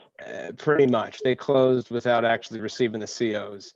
And that's why before we looked into alternative options, looking to maintain the existing cellar entrance, which is the secondary means of egress from the basement. It is 18 feet off the roadway of Madison Avenue, which is a dead end. And Can we get an aerial, please? Mr. Wexler, also, if you'll notice, there's a wood stockade fence shown on that survey that's way off the property line. Yeah. Really? that Some was sort of right of way there or something. Yeah, that was noted in the permitting processes by zoning that we're not seeking any right-of-way variance. That fence would be moved onto the property line. Okay, but that's a right of way next to you then on that side? Yes. Okay, so there's no other residents or anything else, right? No. All right, so then any adverse impacts that would be on that side are mitigated by the fact that there's no one there to impact, right? You asking me? Yeah, you're the applicant's representative, right? Yeah, there's no neighboring property on that side of the house. Okay. Vinny, I think if you can see the aerial that Deirdre put up, it's a street. It's an improved street. Well, no, but there's 100 foot on the survey. It's noted as 100 feet long anyway, strip that does not appear to belong to them, or does it? No, You that's, see what I'm saying? Outside the property line? yeah, that's just the right of way. That's the excess that's the area between. Oh, okay. In other words, it's not a separate parcel, you're saying? Okay, but that's fine. Same thing though, same result. You're not impacting another property owner. Mitch, your client agrees never to be enclosed, that cellar entrance? Would a roof over be considered enclosed just to prevent snow or rain or leaves coming in? Well, that would be an extension of the side, into the side property line, so that would Okay. require something, as you know, another visit to us if you'd like. We'll come Okay. hang out with you again. Yeah, never to be enclosed though, sure, absolutely, I understand. Just wanted to clarify. All right. No worries at all. We Nice like try. you, so we can Nice you can come hang out with us again. if you like. I heard we're meeting tomorrow somewhere. What's the deal? Does anyone wish to be heard in this application? Does the board have any questions? Mr. Messina, take a motion. Chairman, I move to grant the application. Never Second. to be- Never to be. enclosed. Never to be enclosed. Second. All in favor? Aye. Aye. Have a great night. Thank you, board. Have a great night. Bye, Mitch. All right, Can does we that go, conclude- Mary? No. Does that conclude our proceedings? Absolutely not. That concludes the public hearing portion of the evening. We got to, hold on, we got to click off the YouTube live video. Just 1 second. Let's just do the public session items, which is very simple. Don't worry. And then you can. We have 8 apartment renewals to renew for a period of 3 years. And there are no complaints on any of them, right? Nope. We sent the notices to everybody within 200 feet and received back no comments. So I'll make a motion to approve all 8. I second. For All in period. favor? Aye. Aye. And one further item, we have a request for a post-hearing submission on an application that was closed. We received the record from Natasha and verified that there's no doubt that the hearing was closed. 1069 Isaac Avenue LLC. It was the gasoline service station with pumps exceeding the maximum allowed, and it had a setback relief for a canopy.